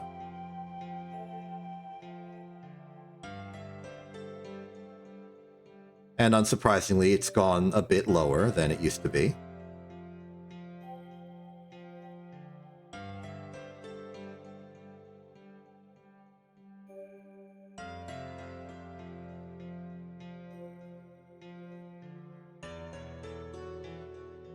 All is well.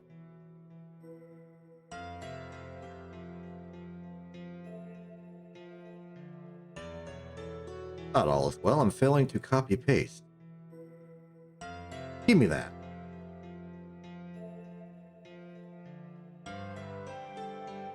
And again, it went down slightly. Very good. So that means that we can now go to Val. Great. How we get into Val? Well, thinking about it,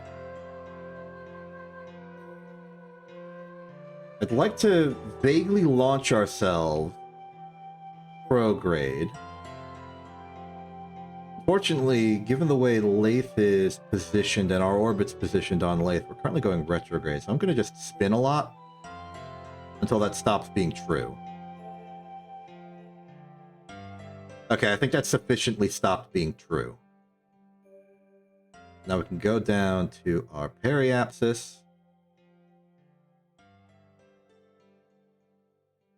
Sanity check on all my systems, all is well.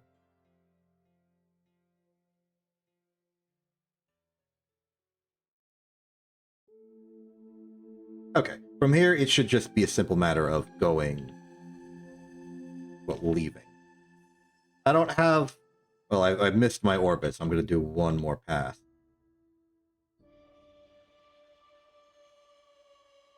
We don't need to be efficient. We have all the fuel in the world. Also, that messed up somehow as well. That's okay. So, going to our...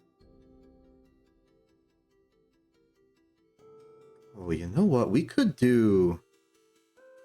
make a second escape calculator for going in between the dual planets. I won't do that because I don't think it's necessary right now. But we could. Let's see. Our target... yeah, don't worry about it. 111376. Target? I don't know, like 100 million? 2525.8. 500 meters per second to go. Let's do this. We're getting the heck out of here.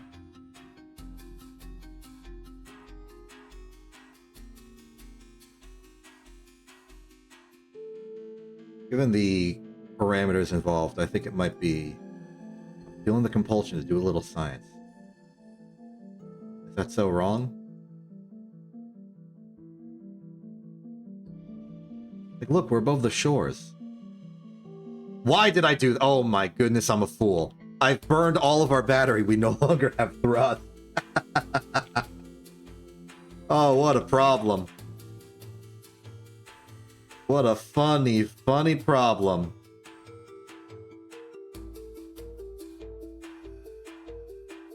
Didn't think.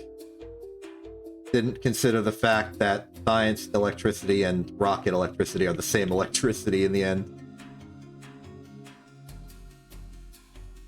Okay, I'm gonna say that that's just about the same. 2525.8. Proceed. We are good.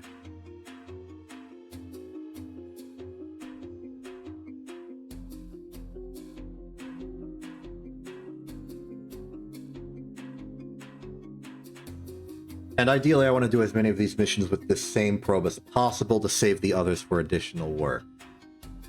Though already, I think this one doing more has proven to be, like, we have more probes than we need for this mission.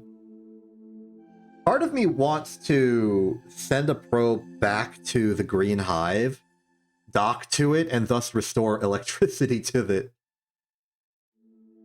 Just to keep it alive. I could also maybe use... I don't know if we have the thrust for it, but I could try and deorbit it.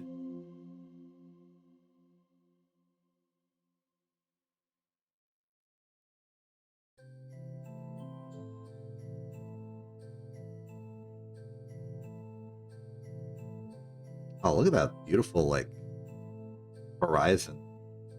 Orange sunrise. Some of the art mods for this game are really, really good. Okay, that looks to me like an escape velocity camera change. And then it undid itself.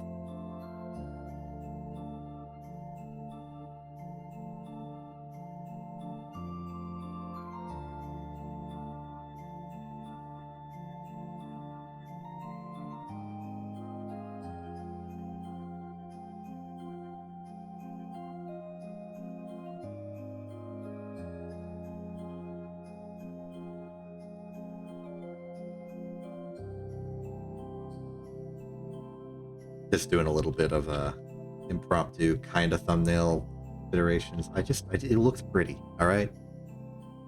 It's allowed to look pretty. Okay, away we go. We should expect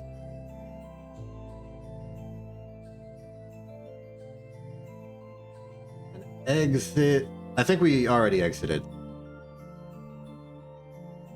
Okay, what's radial out look like? That'll be easy proof. Yep, we're orbiting Joule now. Wait a minute, why are we orbiting? Oh no, I think I exited the wrong direction. I took too many orbit. How low is this orbit going?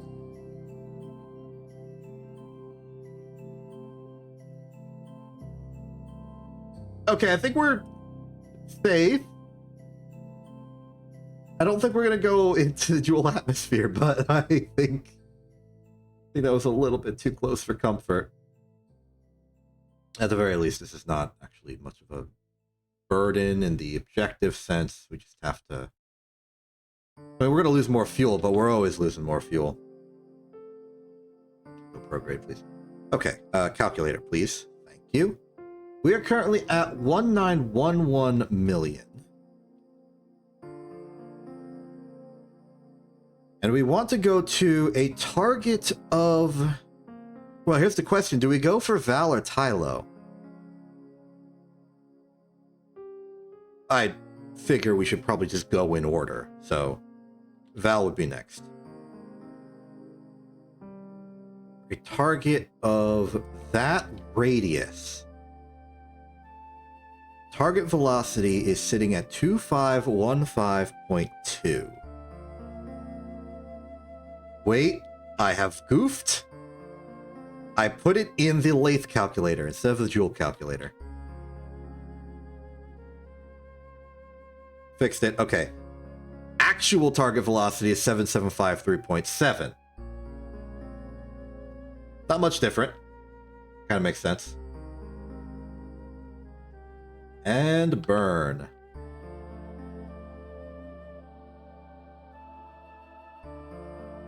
Think of all of the music that I've selected for the KSP streams. This one is...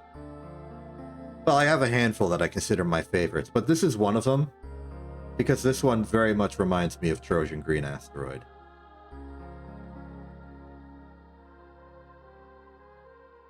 Got the same notes at that one part. And Trojan Green Asteroid is one of my favorite albums from Zune. Second favorite is Dr. Latency's Freak Report.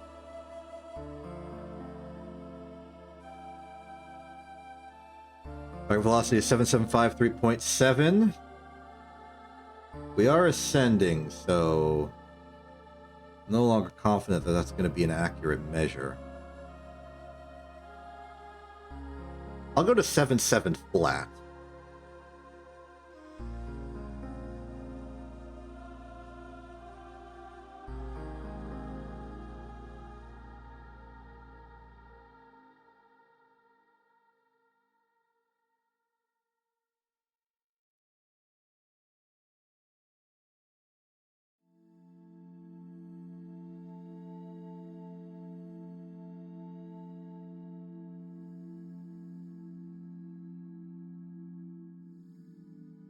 Okay. Up we go. So there are a few more obstacles in our way, such as Lathe, and Tylo if we overshoot. Val is not in a good spot to be captured by this orbit, which is concerning.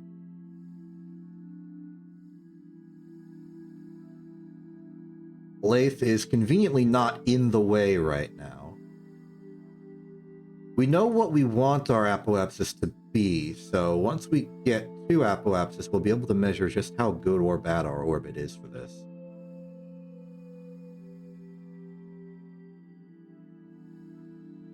Okay, so our apoapsis right now is 39.8 million. Joule is 6 million in radius. So our actual is something closer to 45.8. We were looking for 42.0, so we've overshot a bit. That's okay, though. This seems like a fine place to do a circularization and wait for Val to... So, what kind of numbers are we looking for here? the Joule calculator a bit. We are at 39824. We want another 39824. We'll do another paste over. Similar method. And we're looking for a target velocity of 6839.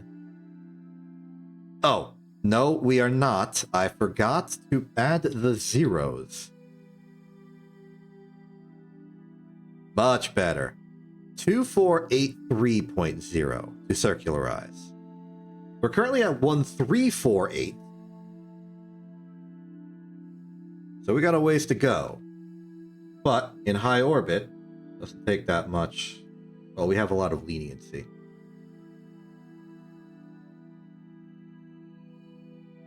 All right, time for the long burn. I guess, Vega, if you have any more clarifications you wish about my Counter-Strike 2 stance, now's the time to ask them. We got a few minutes on this. We got a few minutes until the battery goes to 2/3 power, and then we have a few minutes after that.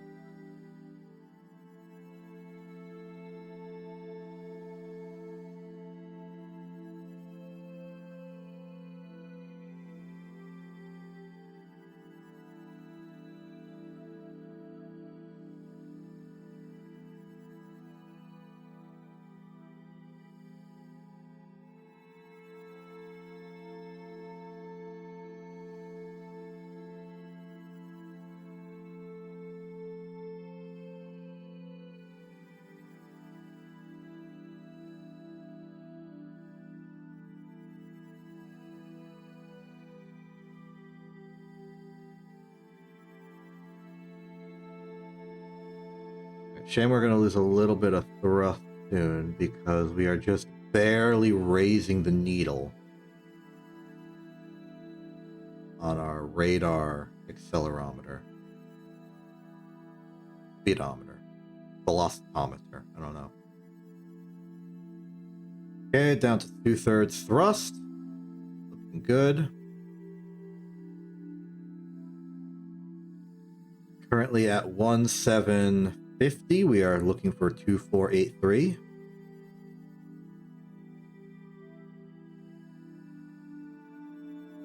Now this should be well over Val's actual orbital radius.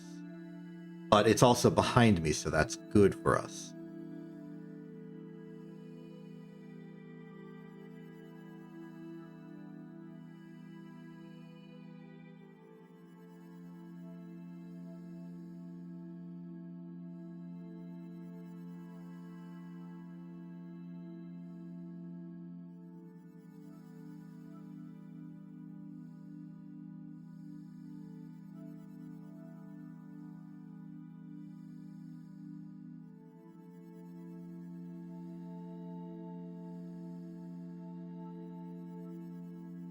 Interesting that we are technically descending, just very, very barely.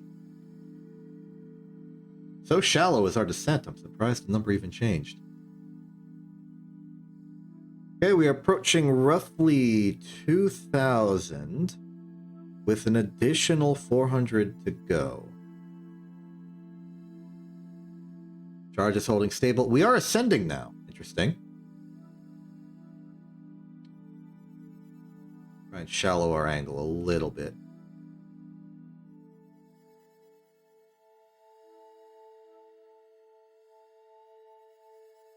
That should keep the problems at bay. We just watch the needle, see if it's moving. Hard to tell. It's really slow. Maybe we just go pure horizontal for a bit. Okay, now it's definitely descending. Which we expected.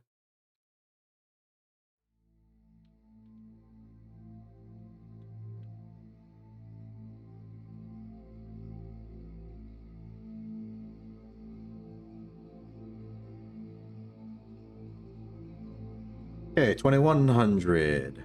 300 to go.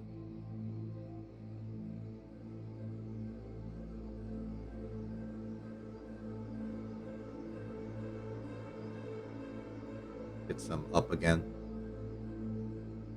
We have a little bit of an inclination, but not so much that I think it'll change anything. The SOIs of all these moons should be strong enough. Hi. The ads just started. I don't know why you just said hello in all caps, but...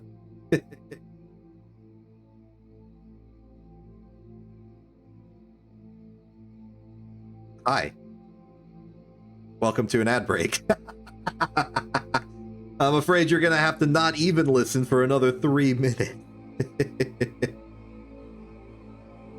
Oh, got too high on there. Oh, do not accidentally pick retrograde when doing a prograde burn.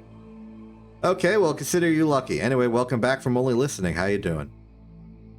Oh, there it goes. Good old classic humor. Oh, the engines are stalling.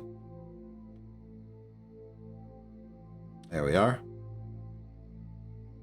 Okay, 2381. Target is 2483.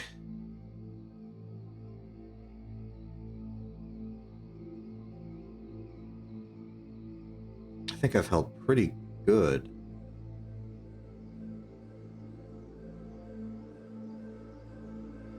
Okay, flare down a bit.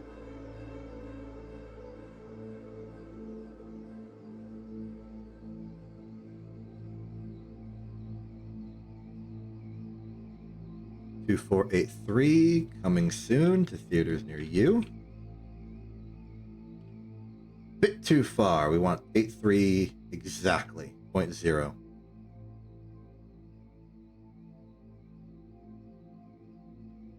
There we go. Let's move ourselves to free cam and look at Val. That's Val over there. See what happens.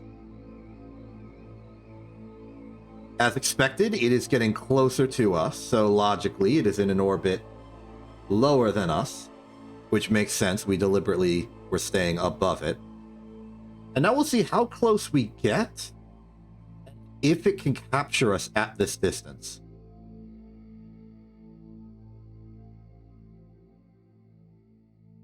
Gonna be going a little retrograde. I think of the inner three, Val is the lowest mass. But it is a bit out, so I have no doubt it will capture us. Like, its SOI is going to be big enough.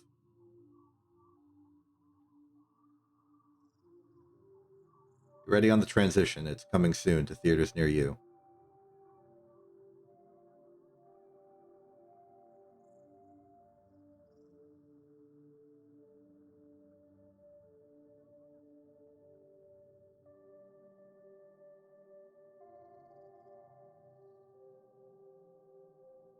Oh.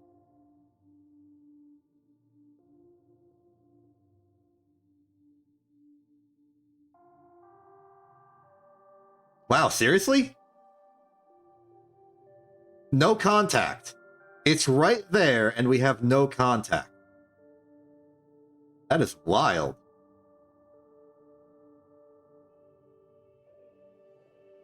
Okay, so we are going to have to correct this then. Maybe we can correct this in a bit of a clever way. So right now, we are at 39811. Joule's orbit, or Joule's radius is 6, so that's equivalent to 45811. We are expecting Lathe to be at 42000. We're at 45. So what if we go to...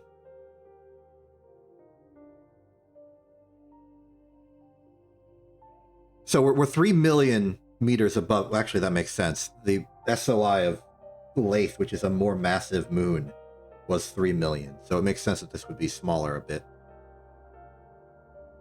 Okay, it was about... We're 3 million above it, and we're also directly behind it.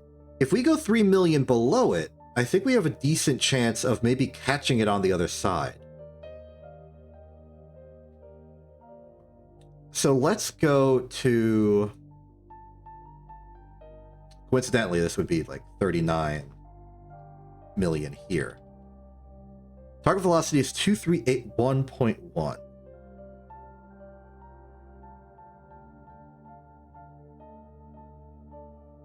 This is a bit of an unorthodox maneuver, but I think it's the easiest way to catch this thing. Then when we get to the bottom, we can lower our apoapsis to encounter. I think that will work. These are like false assumptions I'm making, but like they're close enough that you can kind of just treat them as correct. Even if they're logically entirely wrong, the margin of error on them is so wide that you capture the correct solution anyway.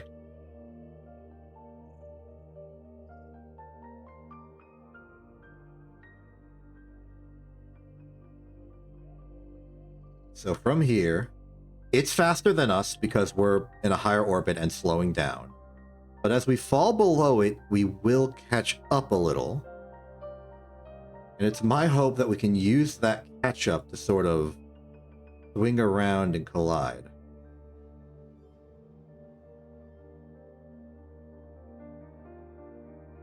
About now that we are actually properly descending beneath it.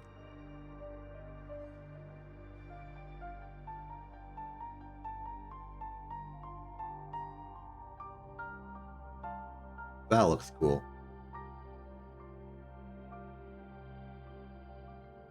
Okay, careful. We are approaching periapsis. And as we can see, Val is now behind us.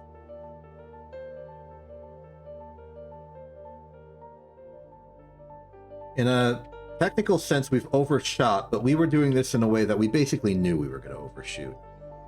But now is when we can make a sort of correction to that and loop around. If I can use the illustrative diagram for a second.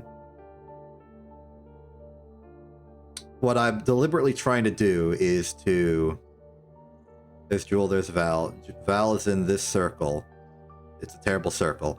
Here's us. My plan was to, like, hook below it. And then do, like, a maneuver here that would then bring us around. And my hope was that the timings would work out, that just makes sense and works. So we're about to find out. Current altitude is 32972.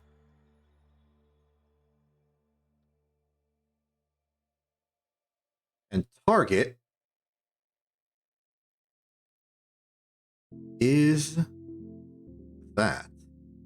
Target velocity is 2743.4. Which makes sense, it would be slower.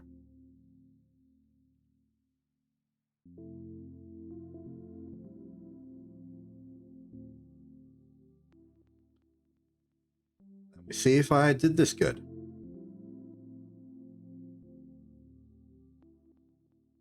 Two 743.4.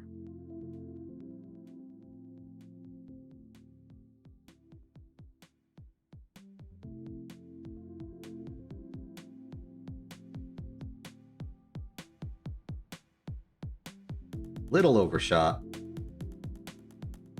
It takes little to no effort to correct this. We just will. Okay. Now let's see how well that worked for us. So right now we should still be... Oh, no, this isn't going to work at all. We're strictly in front of Val. Why didn't I think of that?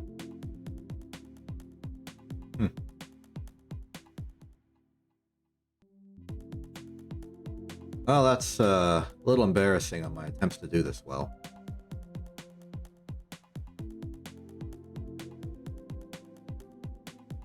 I guess now's an opportunity for a more precise measurement of everything. Actually, we could do the phase aligner trick. Though that seems a bit excessive for an object that we can physically see the terrain details of at this distance. Let's just circularize and see what happens. 36067.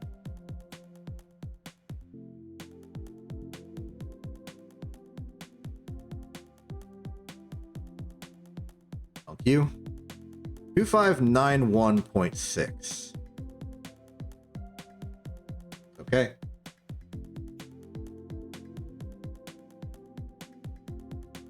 So in principle, we could use this to get a better refinement for lathe semi-major axis.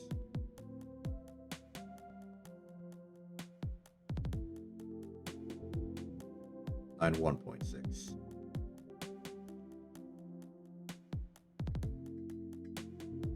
I think we're starting to finally run out of enough xenon gas that the ship's mass is getting lower and the acceleration slightly better.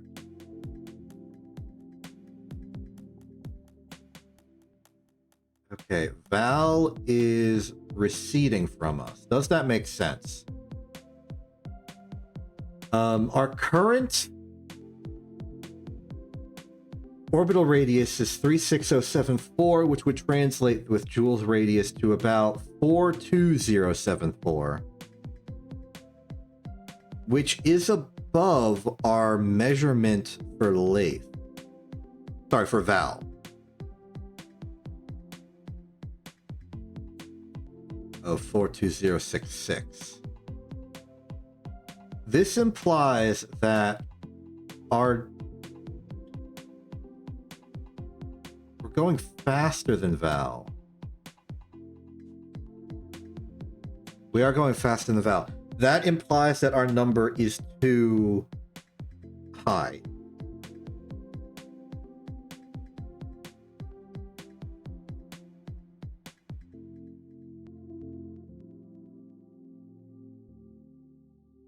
Okay. So I know I didn't do that good a job with Lay's specific SMA, but this is sad to see. Okay, then let's go down to 35 then.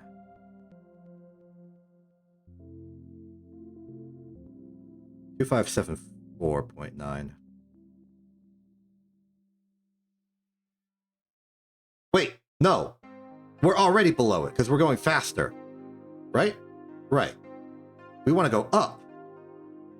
37 million, please.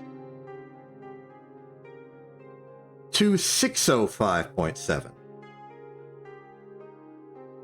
Not that much more.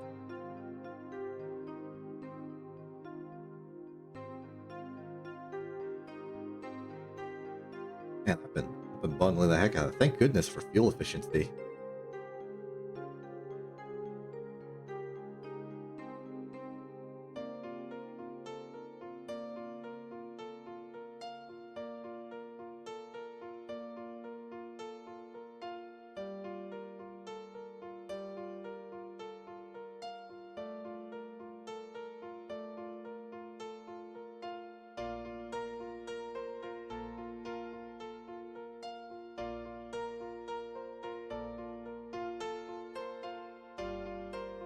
Bad for a circle.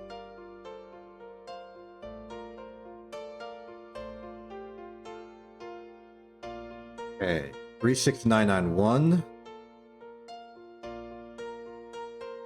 Welcome back.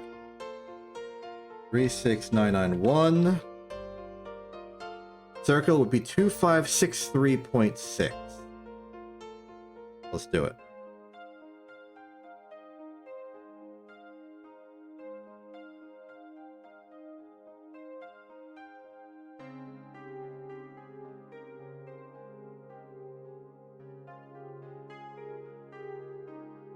Okay, what's Val doing?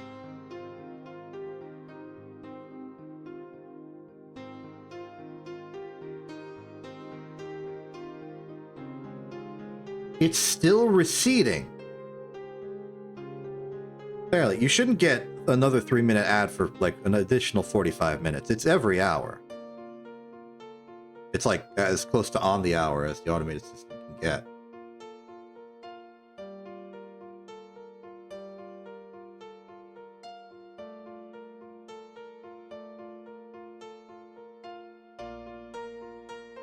That's the system with Twitch. You need to have a particular percentage of your videos be scheduled ads, otherwise it just does pre-roll ads whenever it feels like it. For most of my streams, I do a 3-minute ad every hour. For the Rubicon Fight Club, I cut both of those numbers in half. So it's a 90-second ad every 30 minutes.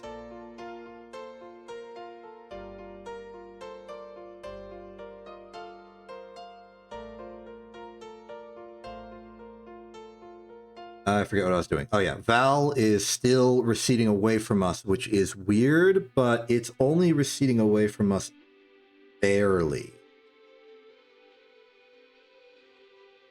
So I guess we can go back up to 38?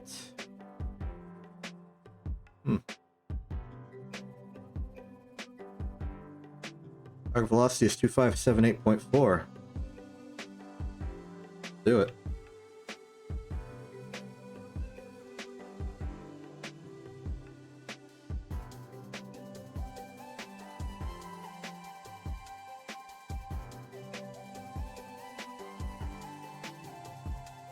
We'll go around, circularize, and it'll all be good.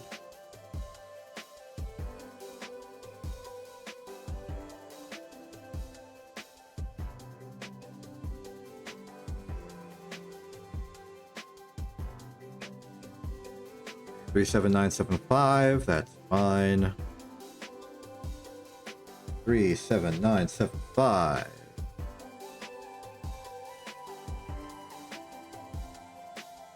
Two 534.7.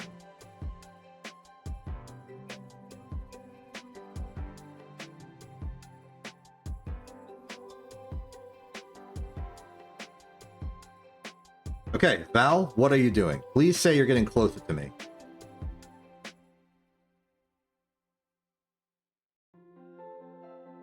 You are. Okay, this is a very, very important result. We now know that Val's distance is between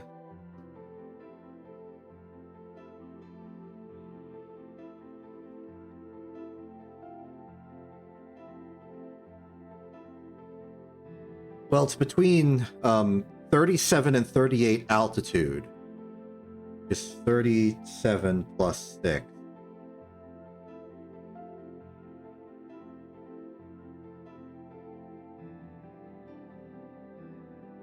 Yeah, it's between 43 million and 40. I'm getting my numbers confused here. 37 would be 43. 38 would be 44. Okay.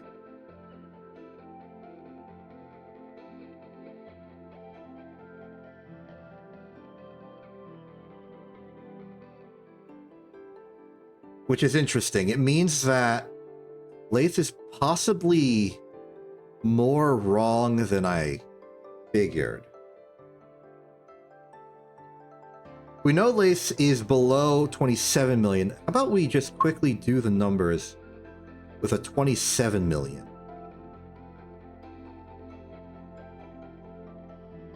So 265. How about we go 270?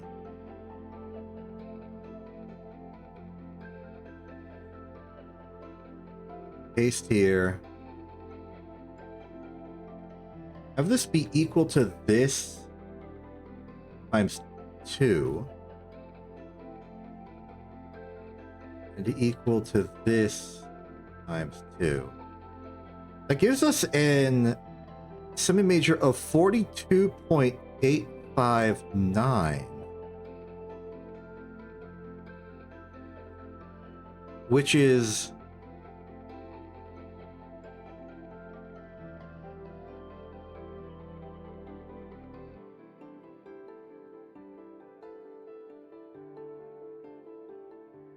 still low.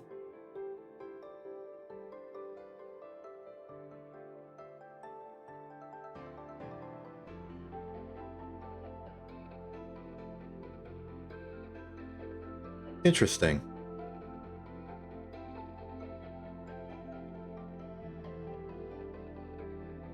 It could be that I have an inaccurate number for the Joule SMA and that's causing a bit more of an influence on the value than I thought. I could just be wrong about the 27 million thing, like it's closer to 27 million than I was giving it credit for.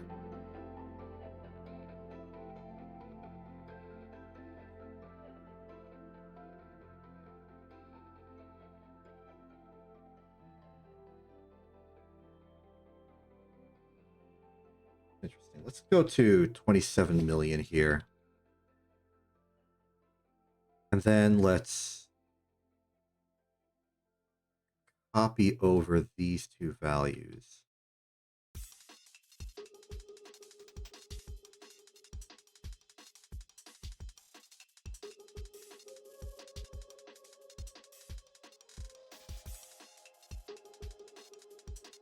It's interesting. Now, this does recorrect Tylo back towards the initial estimate of 70,000. But whatever. This is not too important for us right now, because what's important is that we're about to actually get the Val. Which is really what we're here for.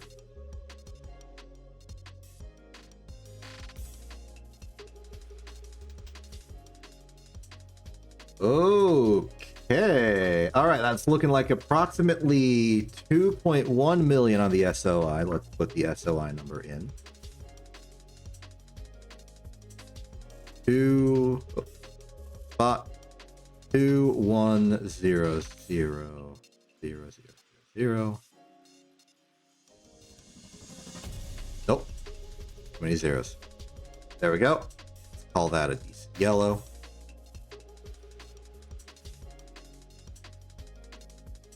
Now, looking at Tylos, that's a little absurd, but, you know, it's kind of correct. All right, welcome to Val. What's our velocity looking like as we approach this thing at a dangerous velocity?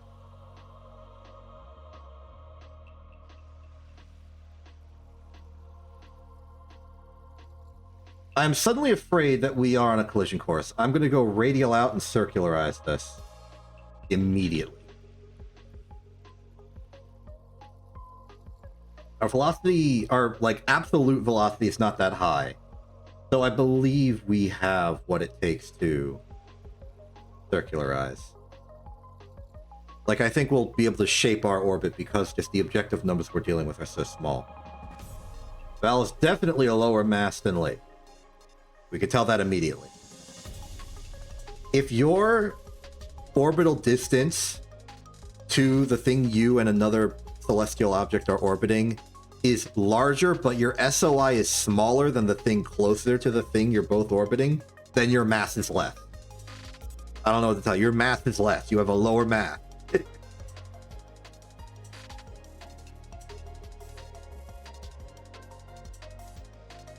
If the SOI is the same, you have a lower mass.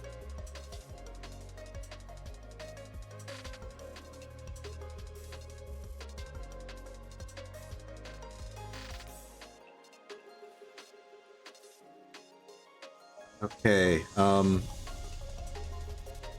I no longer believe we're on a collision course. I'm no longer certain we ever were.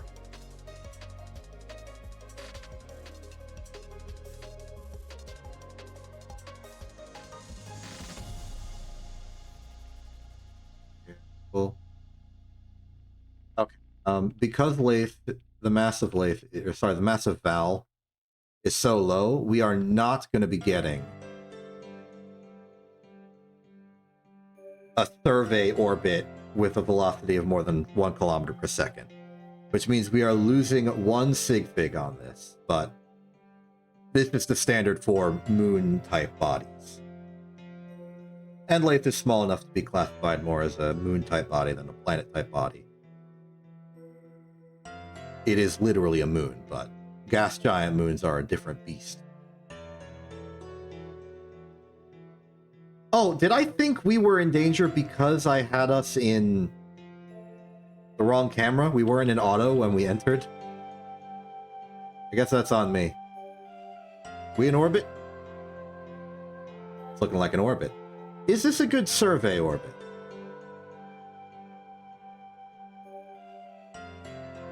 Let's see, 25 versus 30. Yeah, those are rookie numbers. We can bump those up a bit.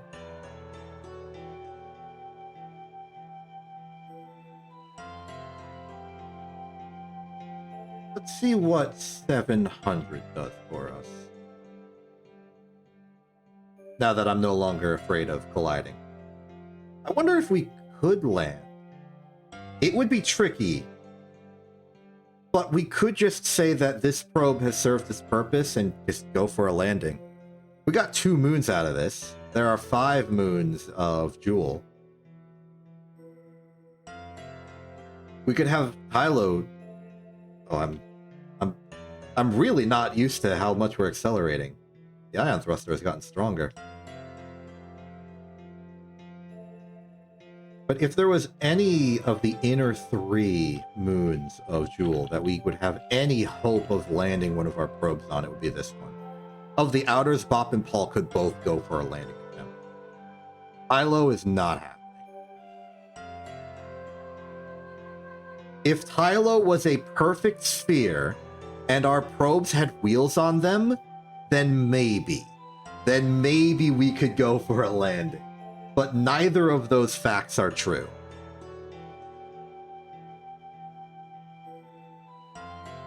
You know, I think this is a decent survey orbit. Let's do our survey.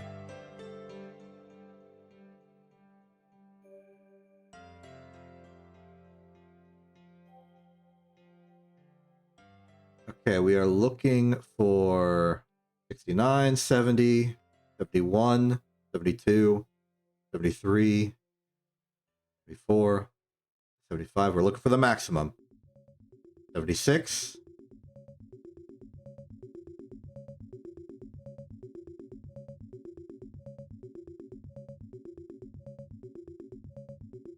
It's 76. Okay. And I didn't see the orbital velocity go down. So 764176. Let's go to the R survey.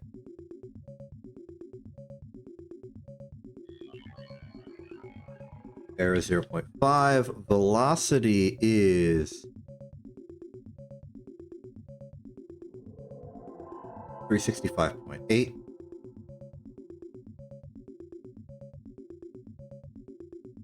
05. The sig fig will be 4 when we get to it. That's just unavoidable. Now for periaptus. We align ourselves like so. Lock in. Give us a good litmus test.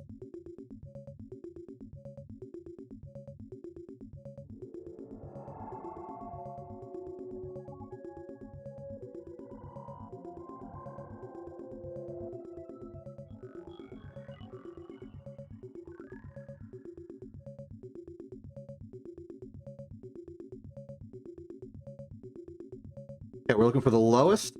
53, 52, 51.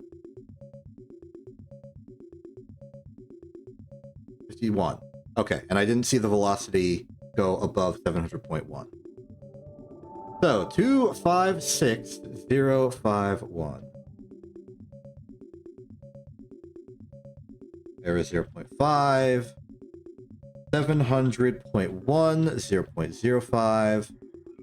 Once again, the error is glitched out because we have not put the sig fig, and unfortunately the sig fig is not going to be 5, but will instead be 4. Oh! Okay. Wow. All right. You're going to tell me that we have perfectly cut this to be a measured result of 300,000, 300-kilometer radius with an error of 200 meters. That is beautiful. That is absolutely beautiful.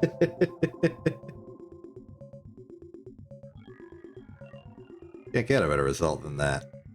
Okay. 300 kilometers. Very clear, very clean. Now for the orbit calculator, I'm going to just take these numbers and put them in the mu determiner already.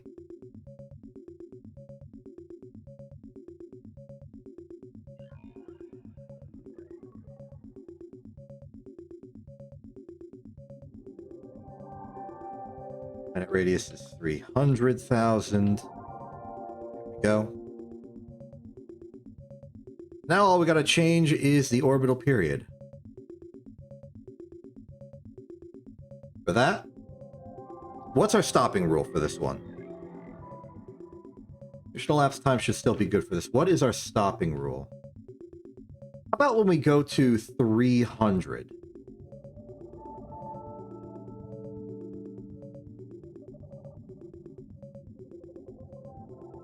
Okay, that'll be good enough. Let's see here. 174-1418.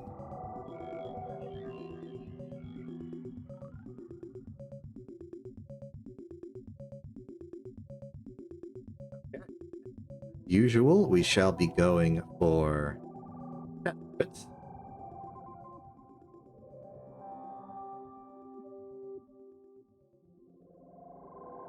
One, 2, 3, 4, 5, 6, 7, 8, 9. And we ascend from 2 to 3. Coming soon to theaters near you. The sequel to 2. Rising from 2. It's 3. 50% more than 2 was.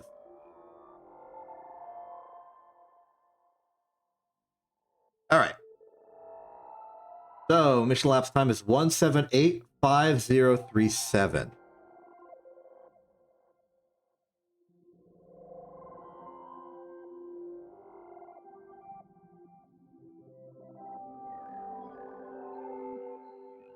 For a total period of almost perfectly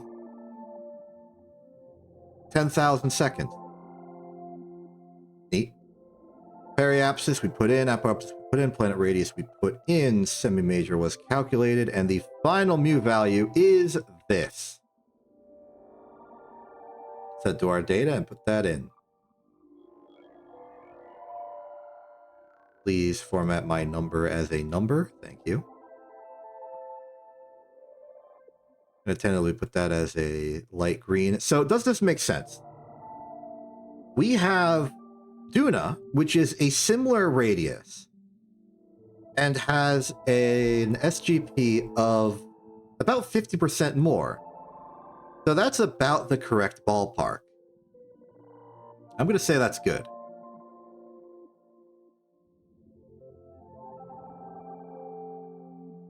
Great. And now we can do another test of our orbital determinations. I'm pretty sure Val does not have an atmosphere, which means we can get real up close and personal. So let's get real up close and personal. And I am going to try and see what we can... Well, okay, we're dealing with a celestial body that is just about on the level of Duna, except there's no atmosphere. Can I really slow down in these conditions? Actually, there's a decent way for me to check. Right now, Val's orbit calculator does not have any values in it. So the way I program the calculator is that if there's nothing in altitude, use the radius. Well, okay, no. If there's nothing in the radius, use what's in the altitude plus the planet's radius as your radius. But currently the altitude is reading 0 as well, which means what it's giving us is the orbital velocity of a thing at an altitude of 0.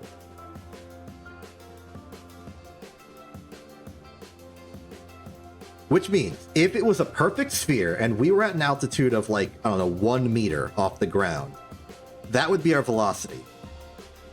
And that would mean that's the velocity we would have to bleed off in order to land. I don't think we have the thrust for that. I also don't think we even have the thrust to maintain altitude. It's... You know, I'm going to look something up. I'm not looking up a thing for Kerbal Space Program. I'm looking up a thing for physics. How do you calculate the surface acceleration, like surface gravity, for an object.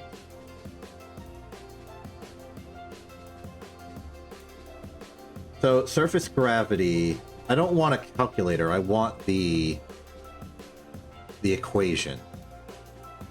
The surface gravity of an astronomical object, I'm reading this off of Wikipedia, is the gravitational acceleration experienced at the surface at the equator, including the effects of rotation. The surface gravity may be thought of as the acceleration due to gravity experienced by a hypothetical test particle, which is very close to the object's surface, and which, in order to not disturb the system, has negligible mass.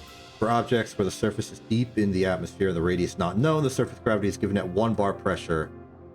Surface gravity is measured in units of acceleration. Yep. In astrophysics, the surface gravity may be expressed as log g, which is obtained by first expressing the gravity in centimeter gram second units, where the unit of acceleration and surface gravity is centimeters squared, and then taking the base 10 logarithm of the CGS value of the surface gravity. Therefore, the surface gravity of Earth can be expressed in CGS units as 980.665 centimeters per second squared, and then taking the base 10 logarithm of that, giving 2.992 as log g. Why would you do that, though? Oh, here we go. Relationship of surface gravity to mass and radius. In the Newtonian theory of gravity, the gravitational force exerted by an object is proportional to its mass. An object with twice the mass produces twice as much force. Newtonian gravity also follows an inverse square law, so that moving an object twice as far away divides gravitational force by 4, and moving it 10 times as far away divides it by 100. This is similar to the intensity of light, which also follows as if forth. Wait, what am I doing? I have a much easier way to determine the gravity of this. This is the Ferostratus Astrometric Expedition. We are doing field research, so let's do some field research. All right? We have a gravioli detector. We are going to go down to an altitude of 0, and we are going to figure out what the heck is going on, all right? We ain't sitting behind a book doing a bunch of research. We are doing some hard field study. So let's do some field study.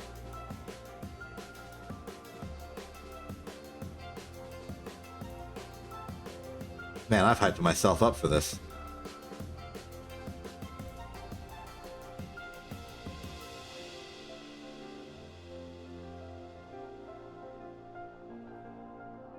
Good enough. Okay. So we're currently sitting at an altitude of 764175.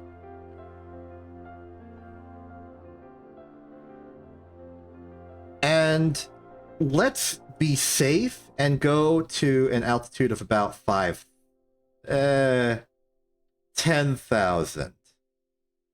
It'll give us a decent benchmark. We're not trying to like log the gravity. We're trying to determine if the gravity is good enough that we could ever possibly land on this thing.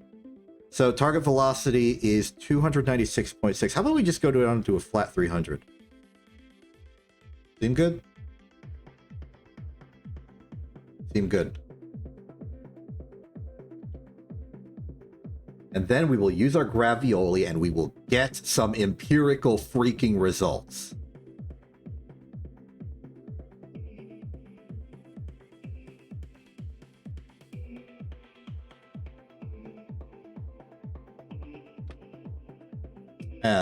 That's within margin. All right, gravioli. Other one. Gravioli. We are doing some numbers. The FAE knows what it's about.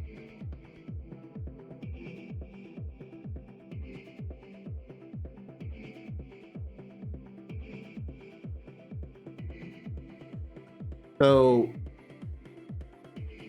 another question to ask is, what's the acceleration of our ship? We could measure it.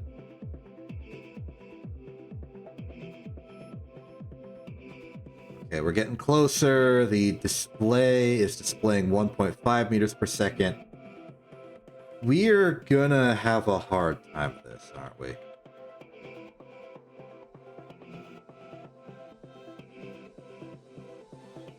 We're getting real close, though.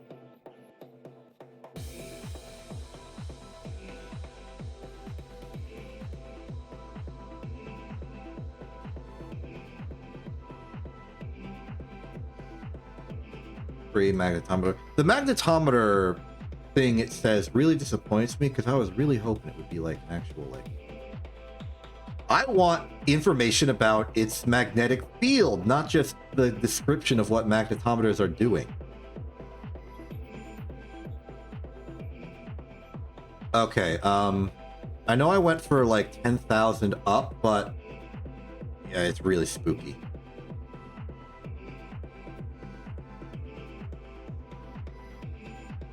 So what's the Gravioli say? We're above the Midlands.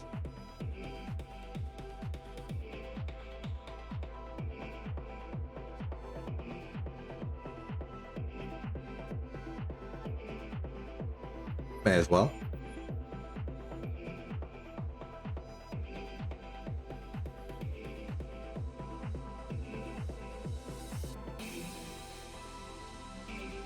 Oh. We appear to have reached about 19,000.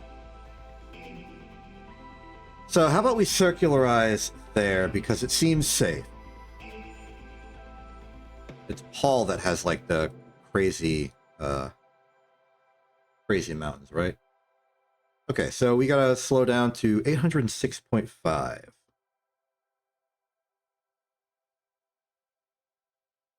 We gotta be real careful to make sure that we are doing something that is compliant with a apoapsis and periapsis.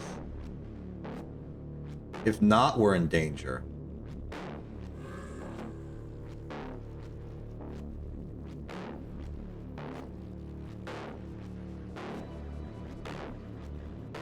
Yeah, I'm starting to get worried.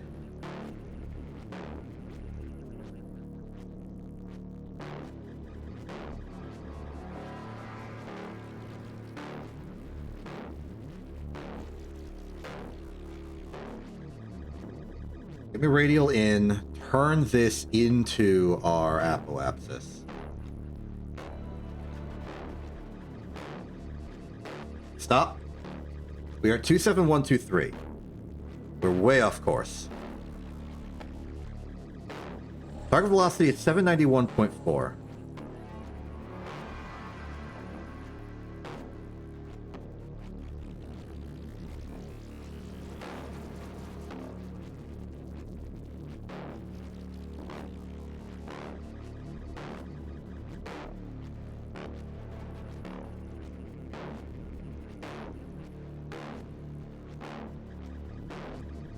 Now we can go down, hope, and circularize.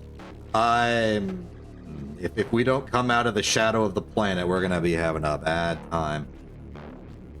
As I kind of expected, we lost probe control for a second. We got full probe control back because we are in view of the switch yard.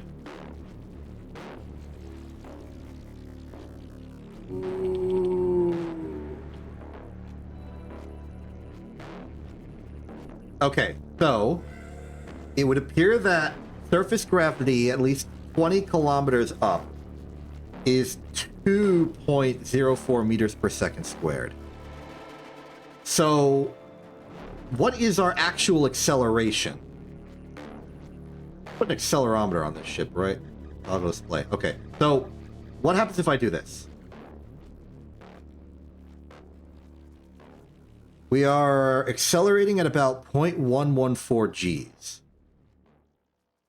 Now, I don't know if you know this, but 1 G is about 10 meters per second. So if we're going at 0.114 Gs, we're going ever so slightly above 1 meter per second squared, which is not enough. Attempt no landing here. Also, hello.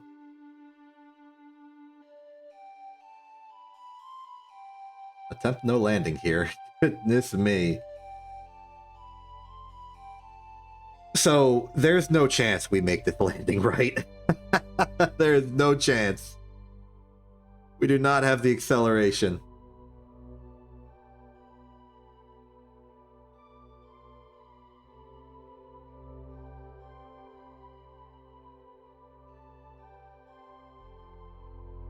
Yeah, no, no. The ion thruster, it's meant to be fuel efficient. It was not meant to do a landing. A landing was out of scope for the mission, but like... I was wondering. So, yeah. We can't do this.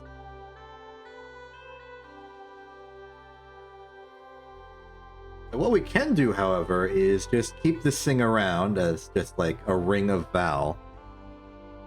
Val ring.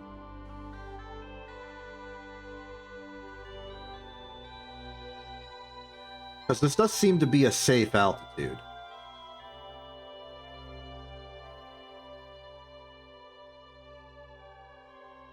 Let's just say... Ugh. Sun, quit strobing. So let's say 18725... 1900 still good. 807. Good to me.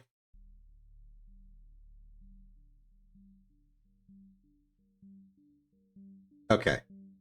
We now have a probe in a very low orbit over Val, and I think that's pretty much as good as we can do for this probe. Which means that our good little buddy, FB29B4 Dumbo, has reached its at least long-term parking orbit. I'm not going to say that this is like the end of its mission, that we can never use it again, but we are mothballing it a bit by leaving it here. There will come a time where we could probably use it again. It's got plenty of fuel, nearly 4 kilometers per second of delta V. But we've run out of meaningful uses for it. We could send it to Tylo, but I want to send a different ship to Tylo. This is just going to be like the Watcher of Val.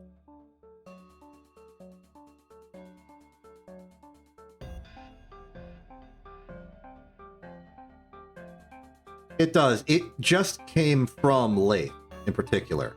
But we've got 3 more of these things, and I want to spread out the love. Dumbo can't have all of the fame.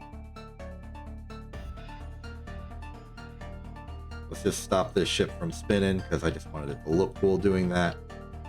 To the tracking station.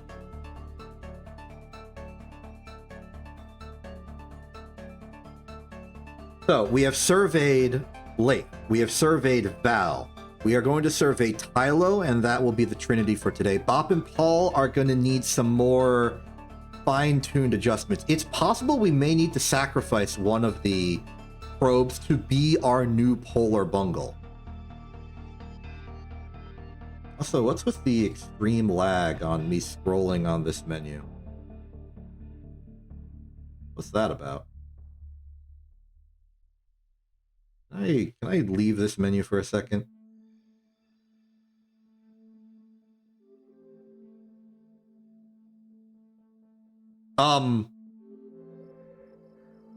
Okay, we good? We good? Okay, we're good. I don't know what that was about. Just a minor hiccup on the technicalities of things. So, Tylo's next. Tylo should not be hard to do at all. Which of the 3 probes should we bring to Tylo? We used Dumbo for... Okay, we used Dumbo for the emergency powering of the Green Hive as it did the survey of Jewel, because I forgot to put power generation on the mothership. Then we detached, went to Lathe, and then went to Val. Now we need a ship to go to Tylo. We have Allie, Bertha, or Candace. I think no other possible option than Bertha for the biggest moon in the solar system. I don't know why the name Bertha is associated with large. I know, like, many things are named Big Bertha for one reason or another, but is it just because it also starts with a B? I'm not complaining about a nice use of alliteration. I just don't know why that was the name chosen. Why not, like, Big Beatrice? Or Large Larry? Some other associated name. Either way, hello... FE29B2 Eartha. That's the... Yes. I remember the name, I just don't remember the exact code format. So we're currently sitting here in the parking orbit that all of the probes are in. In fact, if you look over there, you can see Ali and Candace and just random perturbations of the orbits we happen to be in.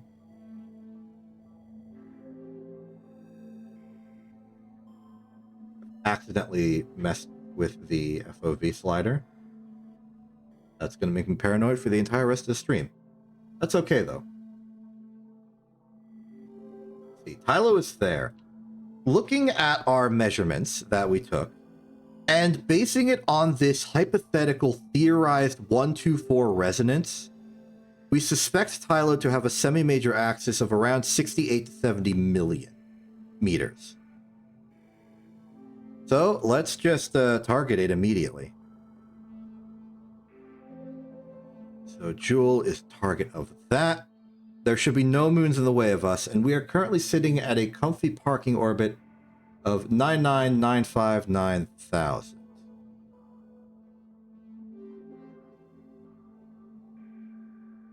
I put the numbers into Lathe by mistake. Just dump that. This number is correct. I put this in the right spot. 1444.0. That's a very specific number.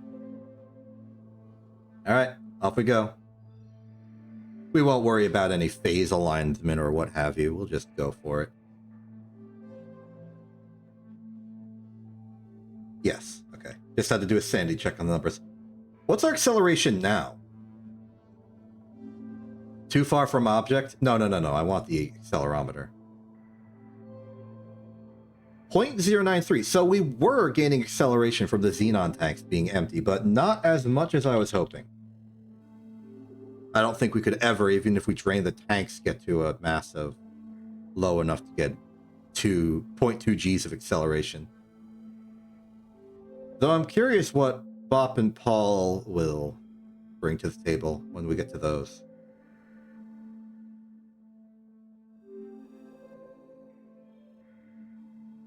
Our velocity is 1444.0. We are very far away from Joule and everything, so that we do not have to worry too much about the perturbations or the fact that our acceleration is garbage. All is well, and all can proceed. Actually, getting there pretty quickly.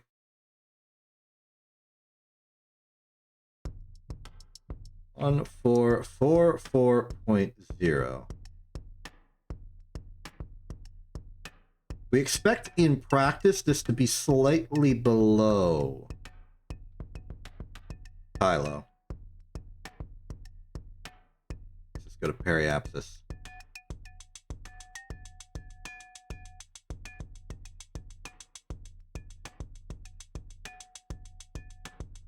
Going in with a bit of speed.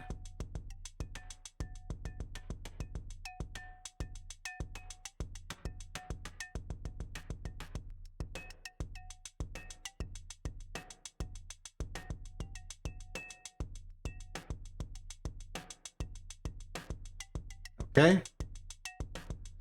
62035. We're actually very on target. Sorry you didn't see any of that. It's just we're in space. So we are at 62035.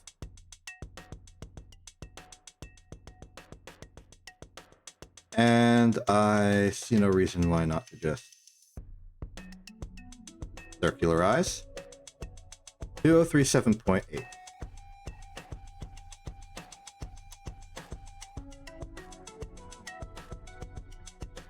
Looking pretty normal.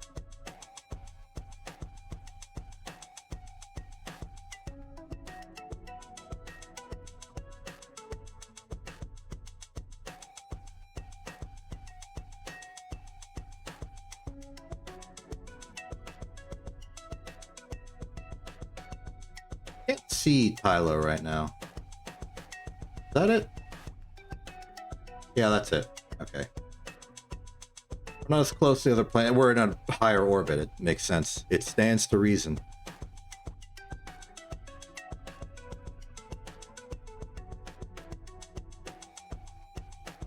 .037.8.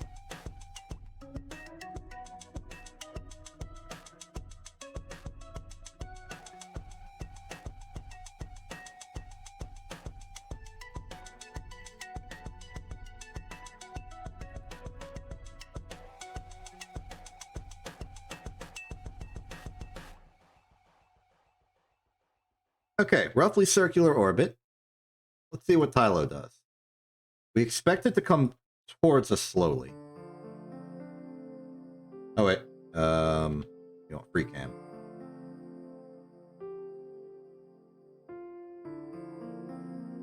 And it is coming towards us slowly, I think. Actually hard to tell, it's pretty small.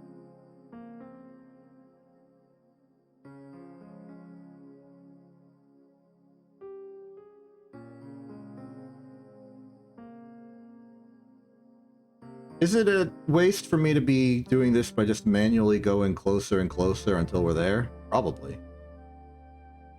But it's working.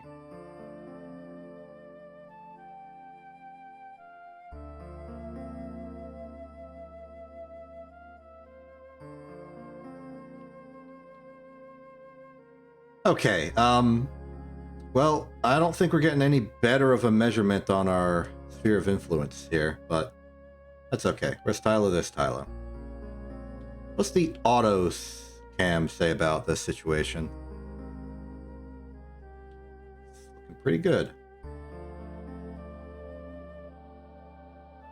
I definitely don't think we're in danger of a collision.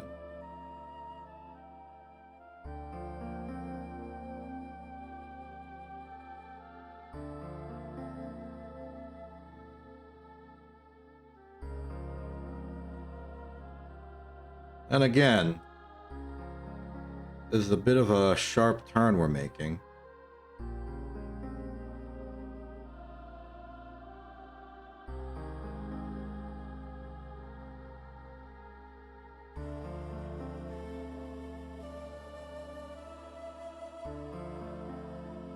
Okay, so in my perception of things, Tylo, just like culturally, has a mass similar to Kerbin, but no atmosphere.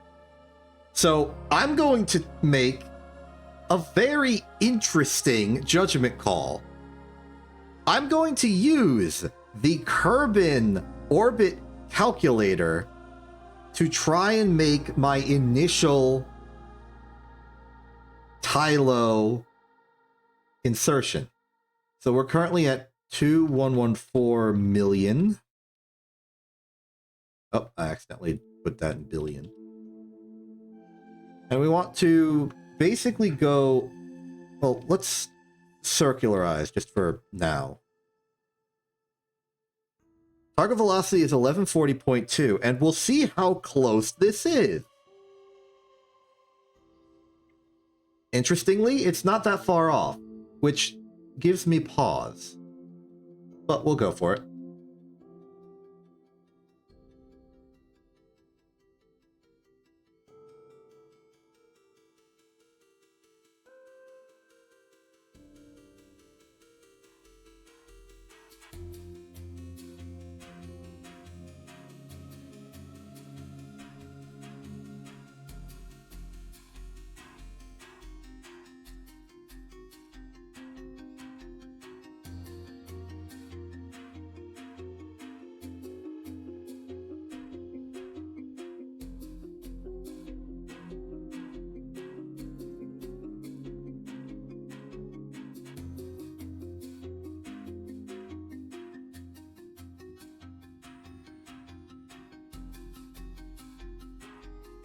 Shot it a bit.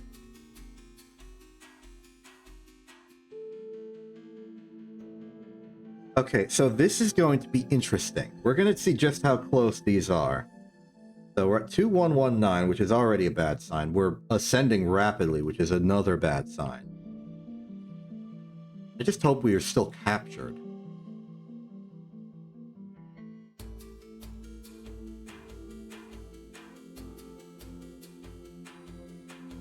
It's not looking good, but we are still captured.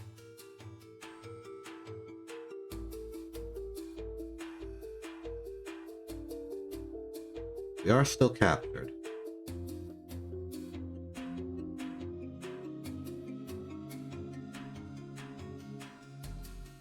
Now, this ain't good enough for our survey. We need to get our altitude below 1 million on both sides. Which means we're going to have to start eyeballing this.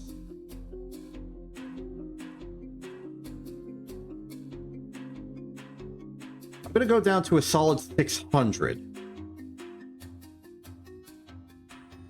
Am I? No, I'm going to go down to 650. We're going to be very cautious here. Tylo is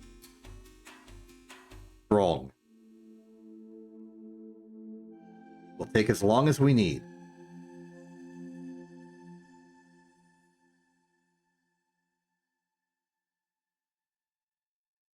All right, 1.7 now. Actually, you know what? We could use the moon trick with the camera. As long as we're on auto cam, we should be informed by the game when we're on a collision course. Game starts sweating.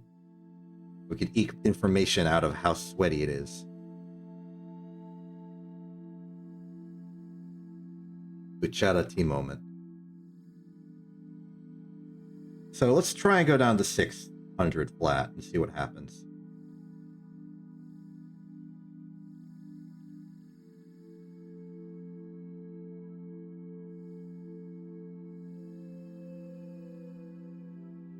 Noticeably, the game's not sweating.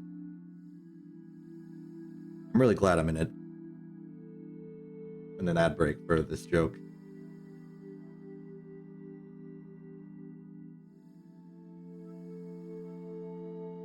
Bring it around.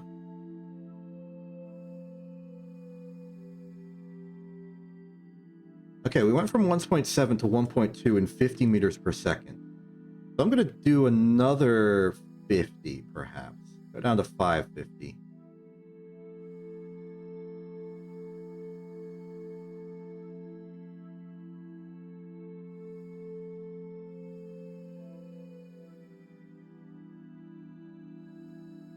My big worry is that I go down to a value and it's just above where the game panicked, but below the actual like surface contact.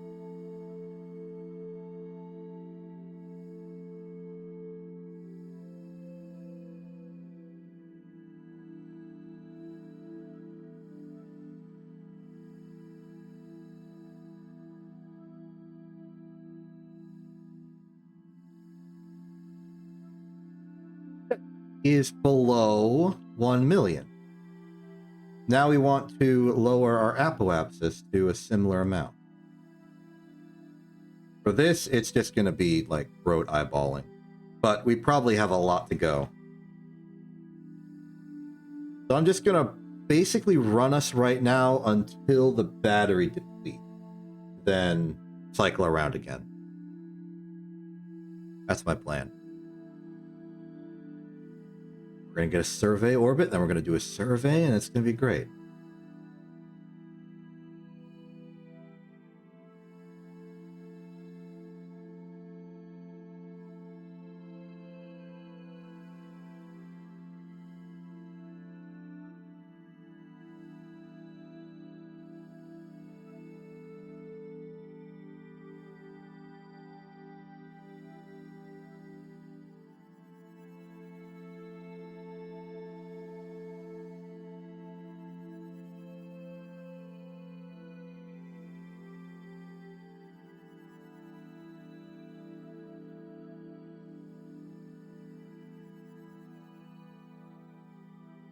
I think we'll be able to see from like a mile in advance whether we're suddenly decelerating and into the planet.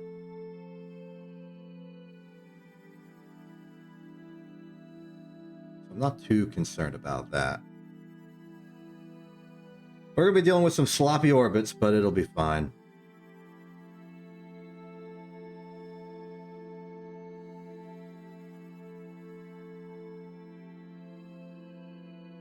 Alright, battery stalling.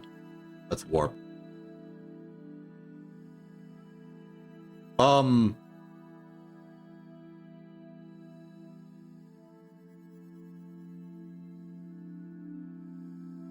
That was unreasonably perfect.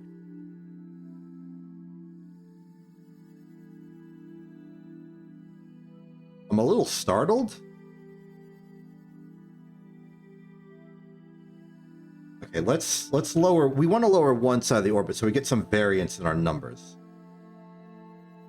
I feel like it makes the math more, well, less error. Let's dump this down to exactly 1300 and see how low we get.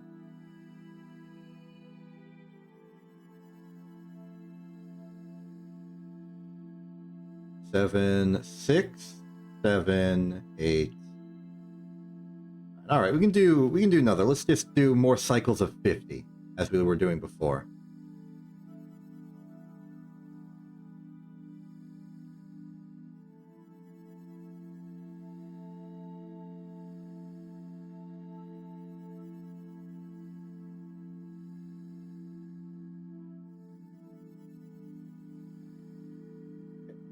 Starting at 900, 8, 7, 6, 5, 4. I think that's good enough. Let's do our survey. It's survey time.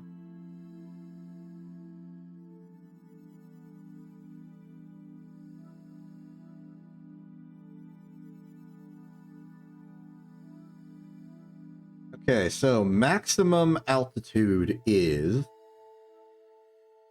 28, 29, 30, 31, 32, 32. Okay, so it's 32. The radius survey, Fort Tylo. 918632 on Apoapsis. Error under 1 million is 0.5. Velocity, I did not see it go under 1249.5, so I will put in 1249.5. Error for all velocity is 0.05, thanks to a unified decimal point. And we can expect a sig fig at the end of 5. Looking good. Okay, now let us warp ourselves to periapsis and proceed.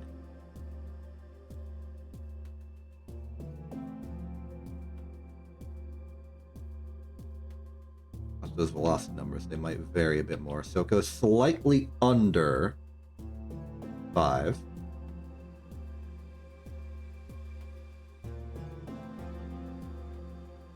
Careful.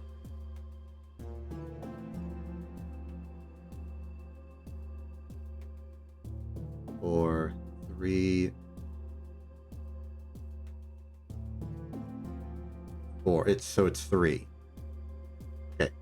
497. Oh, I'm sorry about that. You didn't get to see it, but I'm here. We got the number. It happened. 497803. Error of 0.5. Velocity is a comfortable 1728.4. Error of 0.05. Once again, the error is glitching out because we haven't put the sig fig, but also the radius is also glitching out. Let's give us a 5. Very interesting. 600,180 meters with an error of 280. This is on the level of radii and error that we had for Kerbin itself, which is interesting.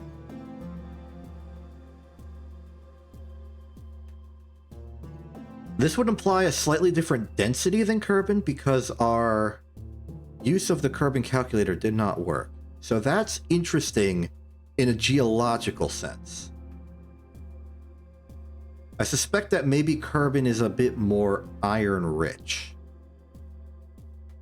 Makes sense being closer to this. I don't I don't remember everything I know from astrogeology, but I remember some things just offhand. Further out you go, a lot more just random gas and stuff, and less iron and other hard metals. That said, Tylo does seem pretty densely packed and doesn't have an atmosphere. Maybe it's just... I don't know. I don't know those, like, details of geology composition. Either way, the result here is undeniable. We can put in a very strong 600-kilometer radius on this.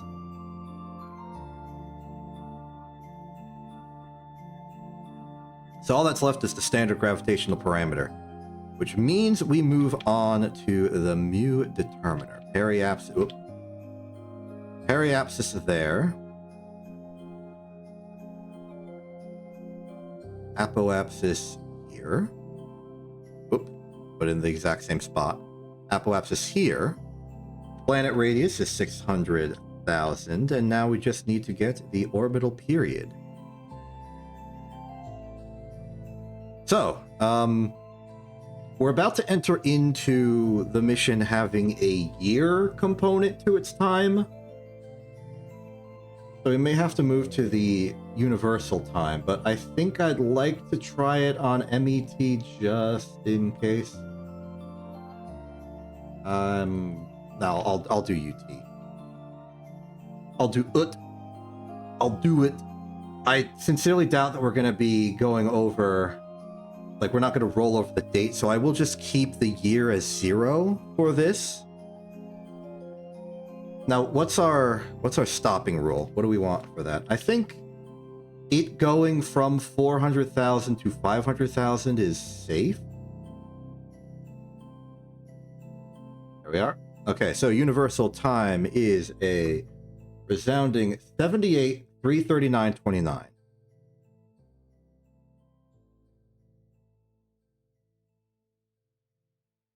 And we are looking for 10 orbits. 1, 2, 3, 4, 5, 6, 7, 8,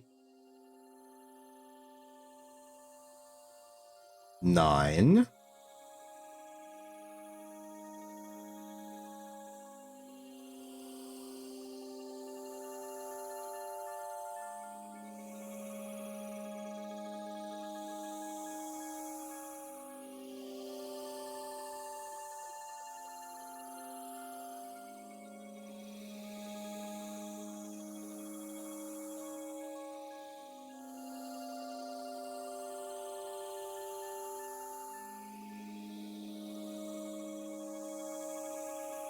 Ten, kinda.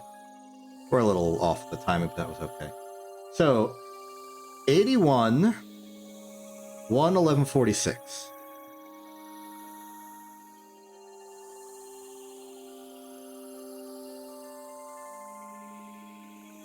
Supplies an orbital period of 5,593.7. With all the other numbers we've already put in, that gives us a mu value of just about this. Now, what is that in terms of comparison to Kerbin?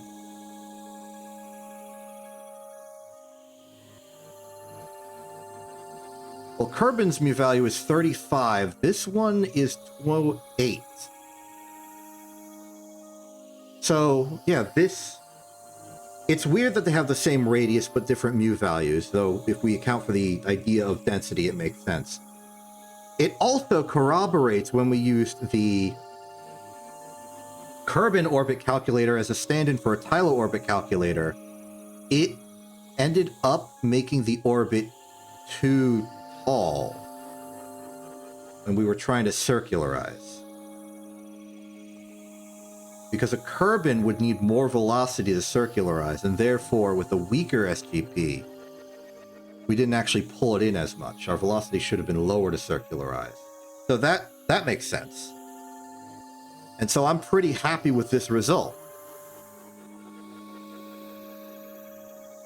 Look at us. We got a pretty good survey of everything here. The only things were like, well, with a lot missing. But we've come a long way from putting a little actuated arm on the runway to look at the moon orbit above us to a coordinated multi-drone operation to survey each individual moon of Jewel. I'm really starting to feel the full weight of what we've been able to accomplish with all of this. Like we've played the game. We're playing the game. We're doing it. We've developed methods and operations and strategy that's actually pulling through. We've beat the tech tree today. We're about to visit and orbit and survey and get the data for every single celestial object in the game, except Elu, because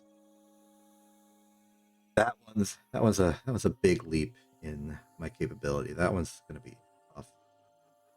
I don't think I'm gonna do Elu as part of the main series. I need a time skip where I come back with like this great programmed designed system that will calculate everything, simulate its orbit, get some real data on this. But for what I've been able to do in a basic little spreadsheet with math and equations that I just have from the history of orbital physics, and just some really good reckoning on my part for how to turn it into an actionable plan, we've done so much. Tune in next time for, well, Bop and Paul. Those are next on the list. I'm Exception. This is TV. Have a good day and good night. Forgot to change my transition again, dang it. Oh well.